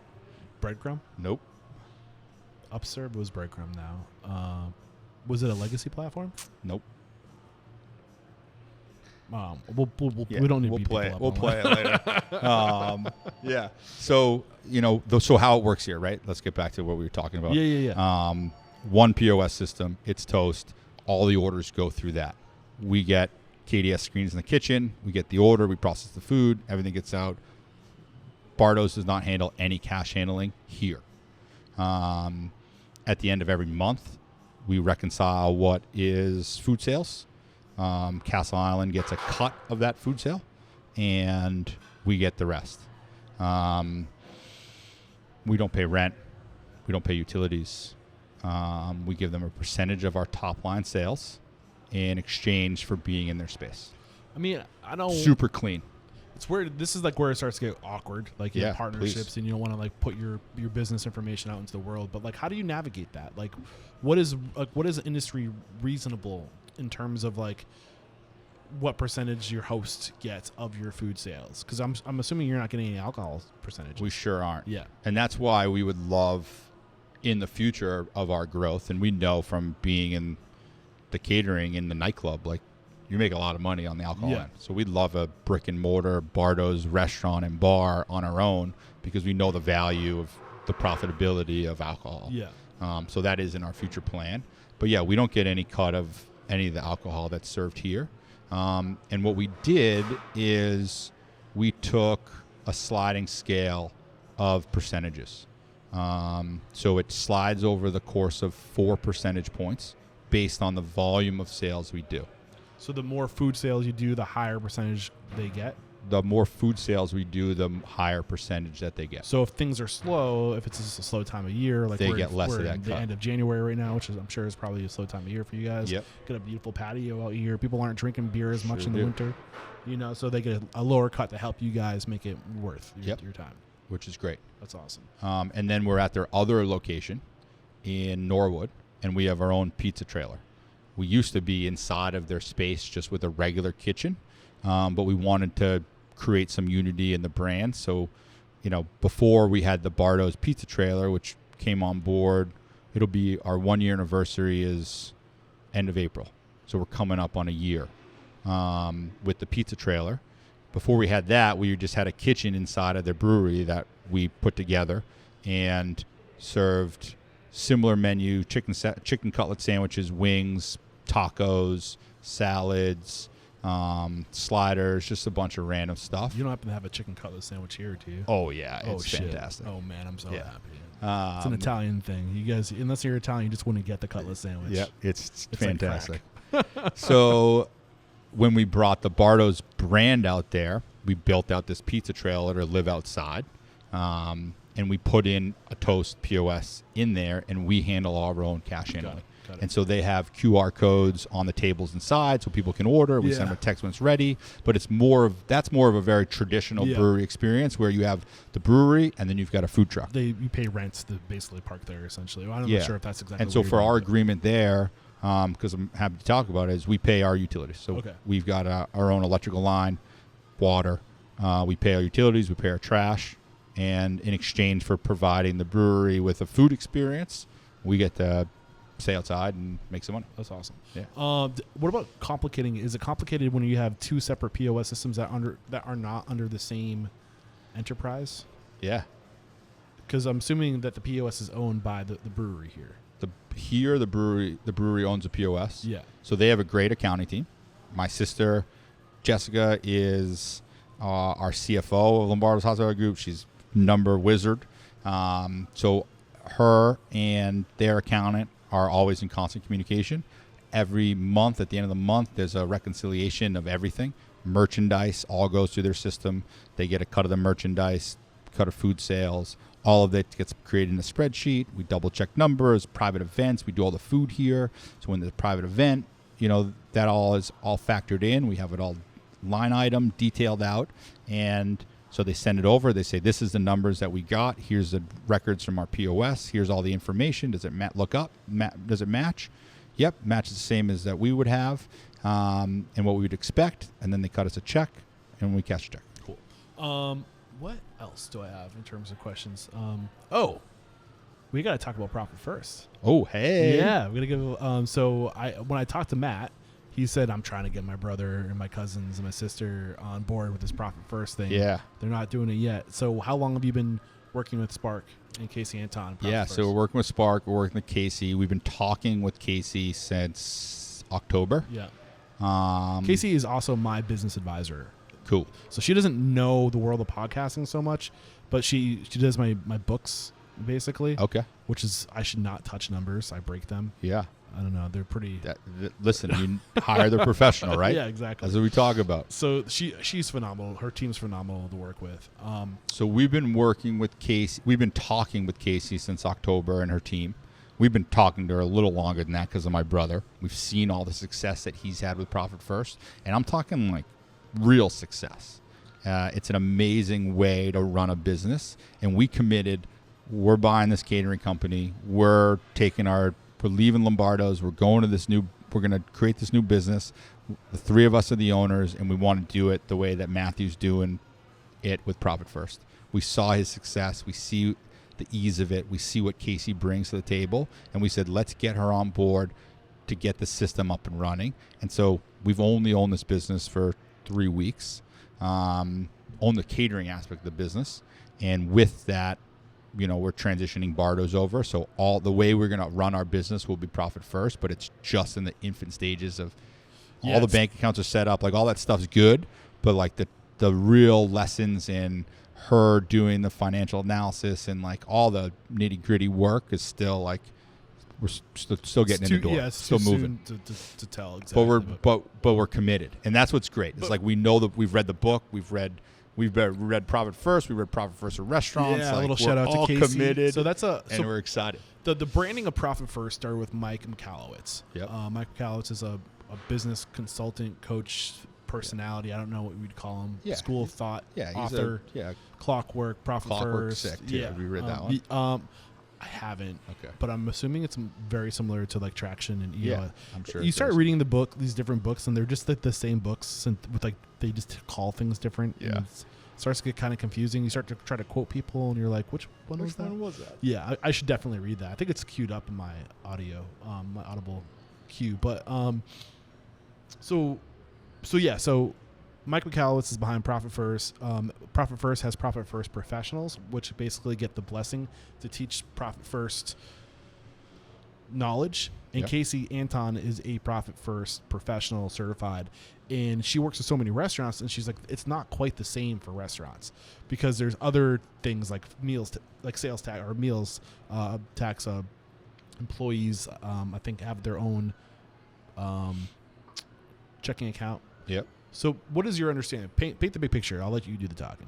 I mean, if you listen to this podcast, you know what Profit First is. Yeah. It's talked about all the time. Yeah. I listen to this podcast. Yeah. I know. I've heard it through here. I've seen it firsthand with my brother. But essentially, in a nutshell, it is just taking that net profit loss line from the bottom of a traditional P&L and moving it all the way up to the top. And so you've got your sales, and then you're taking your profit. And what essentially that does is it takes the money out right away that you want to be making, be it 10%, 5%, 10%, 50%, whatever number you want to put in there, and it decreases the amount of money you have left to operate your business. So essentially, you're just running a leaner, meaner fighting machine, and you're eliminating you're not eliminating really anything. You're just reallocating that money right off the bat to your profit, paying yourself, paying your profit line, and then you've got an operating all your operating expenses are now operating on less, so it just teaches you to be more efficient. Yeah. And are you using a high yield savings account for your profit? Yeah. Yeah. Yep. So you typically keep your profit account separate, so it's out of sight, out of mind. Yep. And that's money to pay off debt and to buy assets, and that's the only time you ever touch your profit account, according to Profit First. And then all your other bank accounts, you have really like buckets for your bank accounts, which is the coolest. It's the envelope system using checking accounts. Exactly. So you guys have profit, you have owner's pay, Yep. you have tax, you have OPEX, Yep. and your income, which is which is basically where you just everything kind of comes in income. All the cash flow in goes dispersed. to income, and then you twice a month reallocate cash flow to those checking accounts. What do you guys? So you guys are doing owner's pay. Yeah. So do you mind me asking what your target is for profit? So our target is probably going to be 15%. Is our goal. I think we'll start at 10. What percentage are you going to do with owner's pay? That I don't know yet. Yeah, and that's like a paycheck that you're cutting yourself on top of profit. I think we're not going to be paying ourselves a lot to start. Well, that's usually we want to keep it low. Yeah, you keep the profit set, and the owner's pay is the variables, right? As cash flow increases, if your OPEX is flowing and you have more money in there than you need, then that's when you can start to play with the percentages to allocate cash in different places. Yeah, and what's great is like you have your owner's pay. It's going to be whatever it is, right? And then you have your distributions. And so if you're profitable and you're doing well, you're getting a different stream of income coming through your distributions throughout the year. Right. So we're excited to really get into it. I wish that we were into it more for this conversation. Just a matter of time. But it's coming. Yeah, and we'll it's going come to be back in a couple years when you got locations, Bardos all over the place. Yeah, that's the goal. Yeah, man, I can't wait to pick up the conversation. So I guess what are you most excited about in terms of Profit First? Like, what is it aside from the profit? I'm most excited for. I just want to see all the fat burn off. Yeah. Right? Like, it's just I know we're carrying weight. We're carrying extra weight. I don't know all the areas it is, but be it payroll, be it some expenses, be it whatever it may be, I know it's there. Yeah. And I want to see it drop. And so I'm excited for that trimming of the fat, you know, like, oh, it's New Year's Eve and your New Year's Day and you got your resolution to like work out and you're going to do awesome. And, this is the opportunity to really put it to the test, and Casey's going to be that trainer to get us in really good shape. Yeah. And we're excited to see that be sustainable. I will say, just to add on before we move on, I can't believe it's 2 hours and 17 minutes we've been recording. Oh, we're cranking. Dude, it goes by so fast. Let's get to 3. Come on. I have a meeting at 4:30 or I'll totally do it. Feed you. All right, I know. So I'm looking forward to that.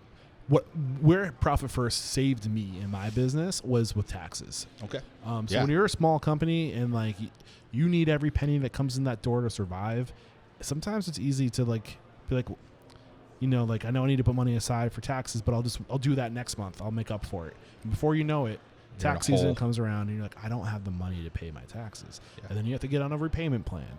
And then there's a pandemic or something happens and you can't make your payments on your taxes. Like, you don't want to get there. Take it from me. Like, I got out of that situation because, like I started small and like I wasn't making a lot of money, and everything that I made with school loans went to paying my bills. But as the cash flow increased, I was able to get out of that hole, and it's 100% because of Profit First, because I had my profit account, that was paying off my debt. So as money was coming in, I was putting away 10%. And as that money came in, I used it to pay off my back owed taxes, right? Yeah. Or if I got tax returns or whatever, any excess cash went towards debt. But going forward, I put 15% of every penny, every dollar I made into a tax account. And what ends up happening is it's out of sight, out of mind. That's not my money. Yeah. And then you start just looking at what you have to work with, your operational account, and you're like, that's how much money I have. Yeah. That is the real huge. representation of how much money I have. Yeah. And just taking the money as it's coming in and putting it to where it belongs so you don't touch it is just such a simple way to make sure you don't screw yourself over. So we talked about my father being super meticulous, right, with the way he keeps track of everything. And he's a penny counter. Like, there's no funny business at our business. Like, every single penny is accounted for. And he's been awesome at the tax piece and where money needs to be allocated. And so my sister, who's been working with him for a decade now on the old way, and now she's our CFO and is going to be she's going to be doing all of our financials and all that stuff. So she's going to work hand in hand with Casey, but Casey's not going to do that because we have someone on our team who's capable of that, which is super helpful on our end. Like, the tax piece, where every dollar gets allocated, like, we feel really strong that that's going to be a strength of what we're doing and something we're coming in to say, You're okay. far more established there than I was. On that end, yeah. Which is exciting. But, like, the tax piece that's a really good point. Yeah. Like, if it's out of sight, it's out of mind. If you're starting as a You're doing pop-up and you don't have those players in place yet, you don't have Yeah. the money for an accountant or even somebody, a bookkeeper, and you're protecting yourself from yourself at that point. Yeah. You're just like, if you don't have cash flow management skills, this is the dumbest proof way of protecting yourself. Yeah. Anyway, And I hand that book to everybody. it's great. It's gold. And make sure you get the copy of Profit First for restaurants. For restaurants. That's the one. All right, cool. Dude, this has been a lot of fun. We got to start thinking about wrapping up. Before I ask you some key questions, is there anything we did not discuss? So you got your notepad there. Oh, yeah. I don't even know it. I can barely even read my own writing. Is there anything that you were hoping we would discuss that we did not get around to today? No, but, some things I wrote down. Quality of service and quality of detail are one and the same. So, like, I think that's where I see the biggest growth for Off the Vine on the catering end. It's like, how do we take the quality of service, how do we keep the quality of detail, and we elevate it from a company that may not hit those marks all the way? How can we bring what we do really well into that mix and say, if we're going to elevate our service, we're going to elevate our detail, they're going to make us more successful. How do you standardize that once you've elevated it? SOPs, just literally write it down, take pictures, like buffets, right? Yep. Like, you got a food buffet. What pieces are we going to use? What's the style we're going to go with? Set it all up, take a picture of it, put it on a piece of paper, and write, this is a buffet and how it needs to be set up. And now it's standardized, and everybody, when they show up on an event, are going to do it the same way. Right. And we create that consistency. And then when you have to correct somebody, you go back and you say, instead of correcting them, you go, that's what it looks like now. This is the reference. You tell me, is what you did this. Yeah. And you're no longer correcting the person, you're correcting the process. And it Yeah, doesn't come personal. Yeah, you it go, doesn't become personal. that's what I'm supposed. Oh, thank you. And Thank also, you for showing like, me the way. is there a reason you did it that way? And if so, tell me what it was, because maybe it's a good idea, or maybe it was just a bad decision. But, like, maybe you have a better way of doing it and you presented it that way and you've got a reason. And if that's the case, come do that, not live in an event. Yeah. But do it in the right form. Yeah, and if it is better, time to update the process. Yeah, and update the process. Yeah, for sure. Yeah. Go I think that's the thing. And then, like, we fail all the time. And, like, there's always things that we struggle with. There's always areas where we could have done better. And I think, like, failure is the best professor. Like, it teaches you so much about your business. It teaches you so much about relationships. Like, when things don't go well, to be able to take a step back and be like, where do we falter? Where can we be better and make those improvements? Like, everyone always says it, but, like, when you fail is when you learn. And so we look to recognize where the failures happen on every event so we can learn from them for the next one. And we talk about them. Yep. Man, this has been a lot of fun. I do have my questions that we got to ask before we can officially wrap up. So what is one thing about your business, your values, your systems that's truly unstoppable? Our people. Our people are unstoppable. They just care, and they make a difference, and they make us successful, but they take care of the guests who walk in the door, and our people are unstoppable. Yeah, and this came out earlier in the conversation, so I'll just paraphrase it. I'm assuming it's because of the level of focus you put on taking care of them. Yeah, 100%. Yeah. The mission statement is to change the world. How audacious am I? By inspiring, empowering, and transforming the industry. So how have you personally transformed? If we're going to transform the industry by changing one person at a time, how have you changed in your time in this industry? I have changed in that I'm not everywhere and everything to everyone. I am, and I continue to change on this level, but to identify the things that I'm really good at and try to stay in that lane. And I don't need to be the chef. I don't need to make all the decisions. I don't need to do the finances. Like, I just want to take care of people. And if I can change and just be like really good at taking care of people and creating that vision, like that'll help change everything. I love it. If you got the news, you'd be leaving this world tomorrow. All the memories of your work in your restaurants would be lost with your departure.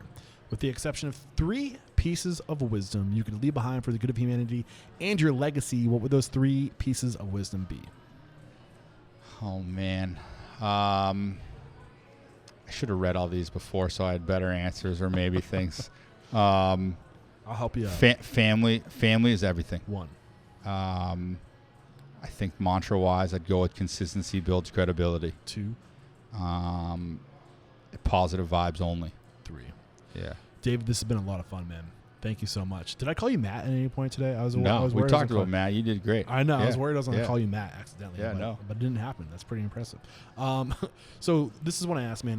Who do you respect and admire? And your brother called you out. Yeah. Who is somebody who's just killing it in this industry, who's a wealth of knowledge, who's doing it right, who, if I were to interview, you're like, I want to hear what they have to say. I think that if I can connect you with some of the people who have been my mentors would be huge. So be it Victor Hannon he's a managing partner at Texas Roadhouse, which is a huge company. Nice. I think at 400 stores, he's number 22. Jesus. And it's here in Everett. Connecting you with someone like Rich Vellante from Legal Seafoods would be phenomenal. Awesome. And honestly, like Adam Romano, who owns this brewery. Like, he's a badass dude who was in consulting and decided I want to follow my passion. And brewery isn't necessarily a restaurant, but he's got a really cool story, and he's a super smart, intellectual guy. Beverage, man. It's food and beverage. It's feeding in providing drink. It's hospitality. Yeah, for sure. And he's a wealth of knowledge. He'd be Nice. an awesome resource too. Beautiful.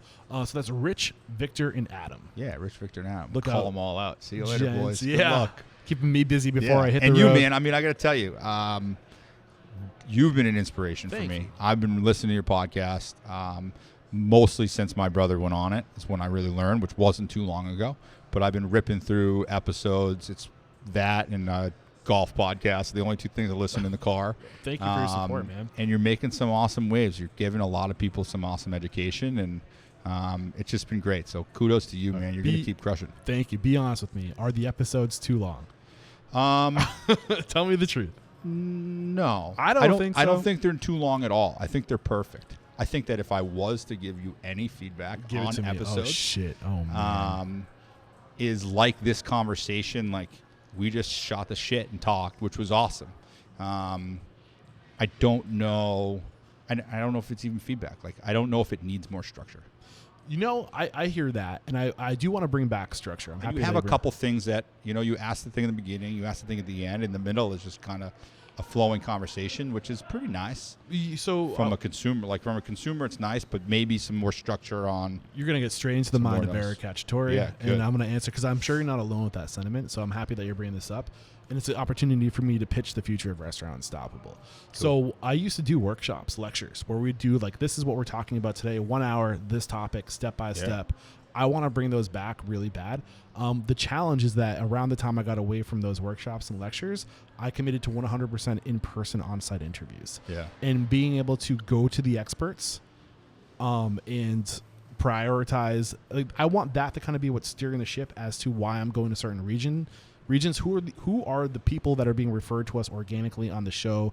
The Gino Wickmans of the world, the Casey Antons of the world, the people who are experts at what they do. I want to start going after those people and collaborating with those people.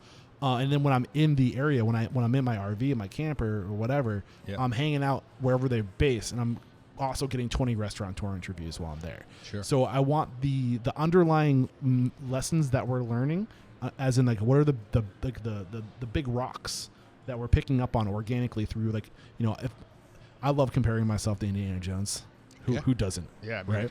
So if I'm an archaeologist and I'm going out into the world, into these different these places, and I'm turning over rocks and digging holes, trying to look for clues, artifacts of what does it take to be successful in the restaurant industry, we're going to find those clues, and we're going to bring them back to the community. We're going to dissect them together and go deeper and host these live events. And I'm going to find these people, and being mobile and committing myself 100% to the road is going to help us get back to that. Sure. Yeah. So thank you for calling that out, because I agree with you 100%. And I think I am like 2 weeks away from getting there. All right. So sick. Filing my taxes tomorrow. I'll have new income on the records. There we are. And I am hoping. I also brought my credit score up 35 points to a 735. Man, I'm bragging now. Okay. I know it's not excellent credit, but it's still solid good. It's getting there. So we are rolling the dice this week, and we're hopefully going to be in my new mobile situation. And, I love it. It's going to be fucking fire, dude. So your last name's Cacciatore. Yeah.